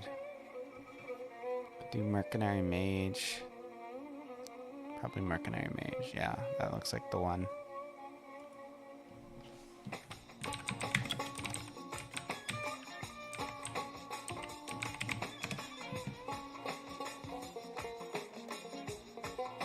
I always say his name wrong. Dude, I love that my follower count on my OBS, it's like always wrong. Arrow's Axe. Hey, thanks for the raid. Let's do a shout out. Shout out. What's Arrow's Axe? Is that like a game?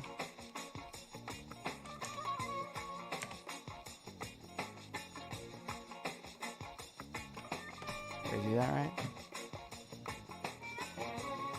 Oh, no, I didn't. Hold on. Well, I kind of did. I want the Twitch one.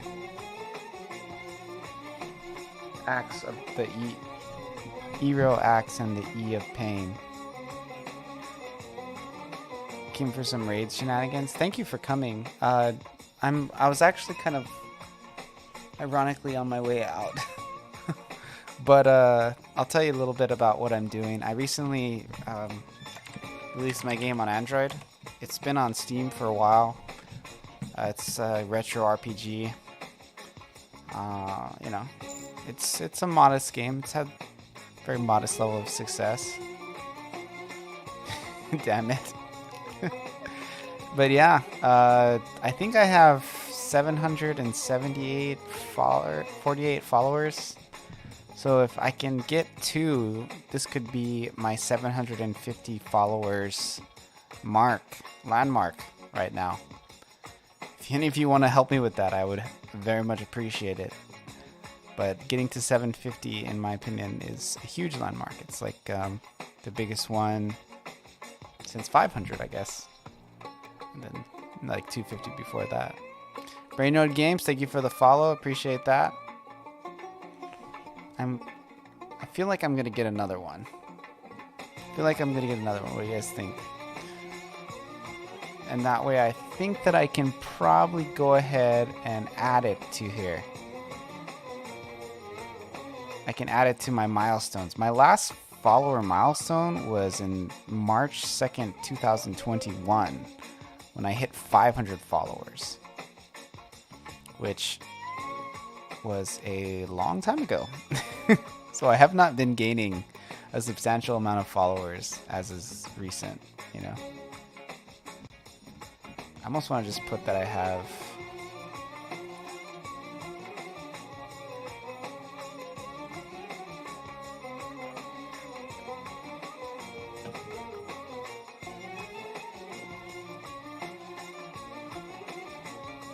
I see I have 749. So I'm so close. So close to being somebody.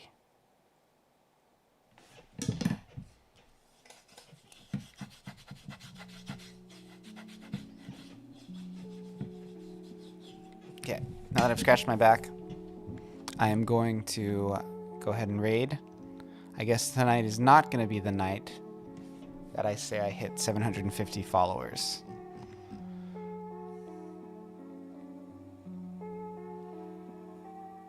I don't know, I'd say managing a release is a pretty big accomplishment by itself.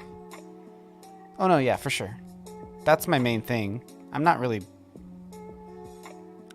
huge on like Twitch. Like, I don't care that much about like Twitch markers. If I did, I'd probably be depressed, because looking at this, I hit 500 at 3/2/21, which is like a year and a half plus ago. And if that was the thing that was like keeping me going, I would have stopped. Are your episodes 758? No, dude. I'm gonna add more content to the game. Are you saying that because I have a release? So I currently am on Mac, Windows, and Android, right? I'm gonna add iOS next. But as I do that, I'm also adding more content to the game. Raking in all the money. I'm actually not raking in that much money. I still have a job on the side, so it's not like... Well, I don't have a job, but I do work outside of game dev, so it's not like...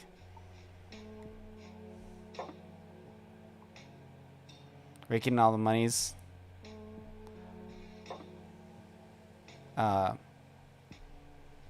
Saving a giant and feeding good. Saving a giant. I'm not exactly sure what you're saying. Are you saying that's what I should do, or that's what you did? Saving a giant and feeling good about it?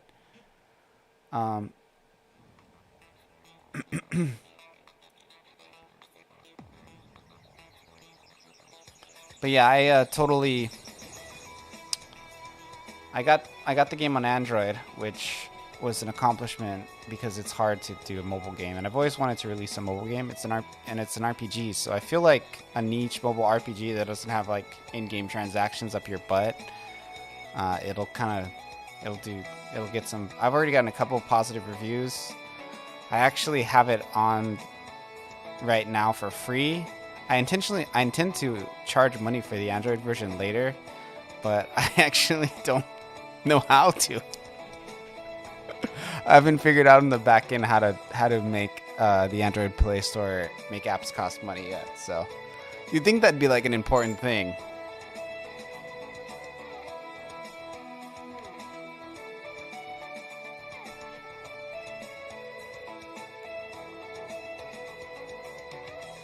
You could buy a big soulless studio. I mean, I would never do that. I already have Maui Game Studio.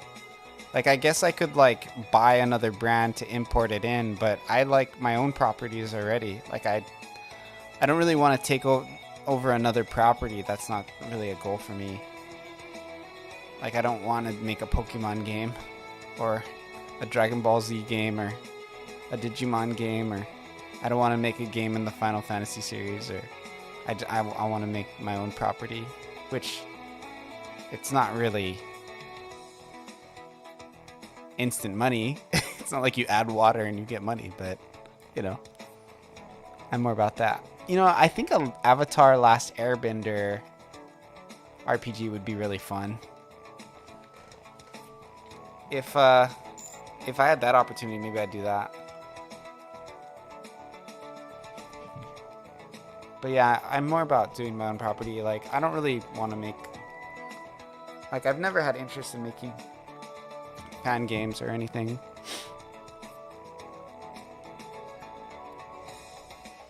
But yeah, let's raid somebody now that I've kind of talked to you guys a little bit. I have either... So you guys tell me what you think. I'm thinking about either... What is Pirate Software doing? Actually, let's check his real quick. But it's either Pirate Software, Mercenary Mage, or Nick Waz. Pirate Software is usually... What is he usually...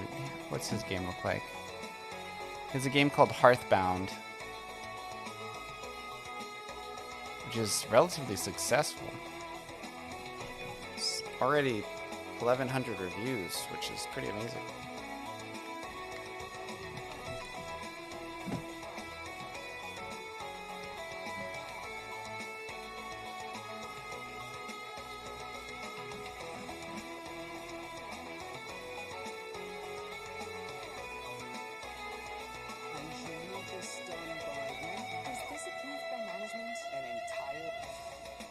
$2K views. So he has like some YouTube press, but it doesn't look like he's getting a ton of traction. It's about the same as me. But on Steam, he's doing great. Like, he's got a lot of engagement on Steam itself, which I guess is the main thing. Looks like it's an RPG Maker game, if I had to guess.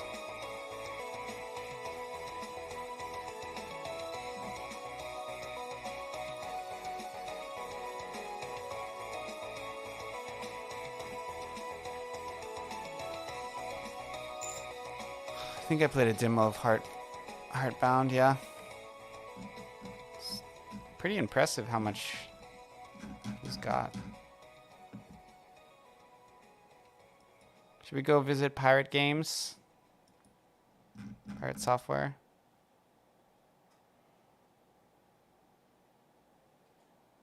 Nice pixel art, yeah, for sure. This art looks great. What is Waz doing? Let's size up people's value as humans. That's always a fun thing to do. It's doing a...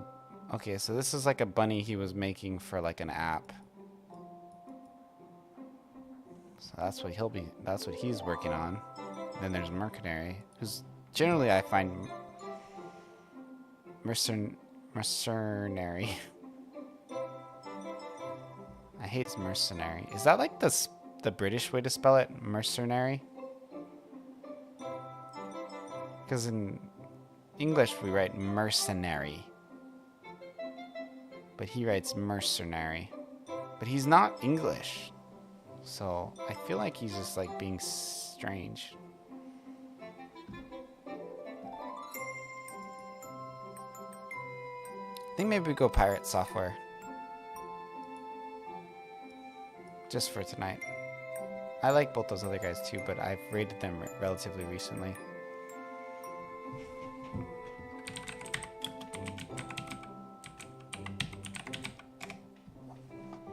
All right, everybody, thanks for coming.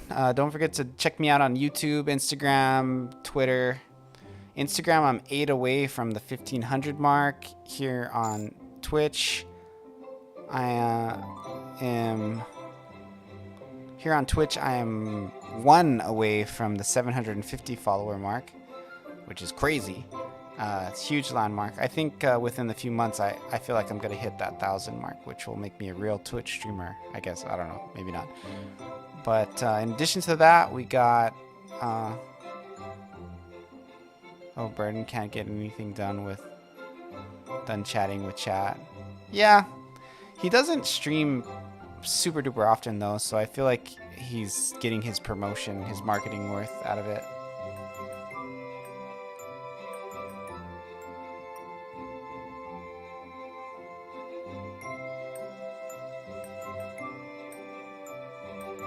Yeah, in my chat, I actually ignore chat quite a bit, which I think it works. But his chat is much more active, so maybe that's an issue too. I also like if people ask questions that I can just send them a link with answers. I do that a lot. Thank you for stream. Yeah, please come back. I will be here. See you next time. Farewell, everybody. Looks like the stream's about to start.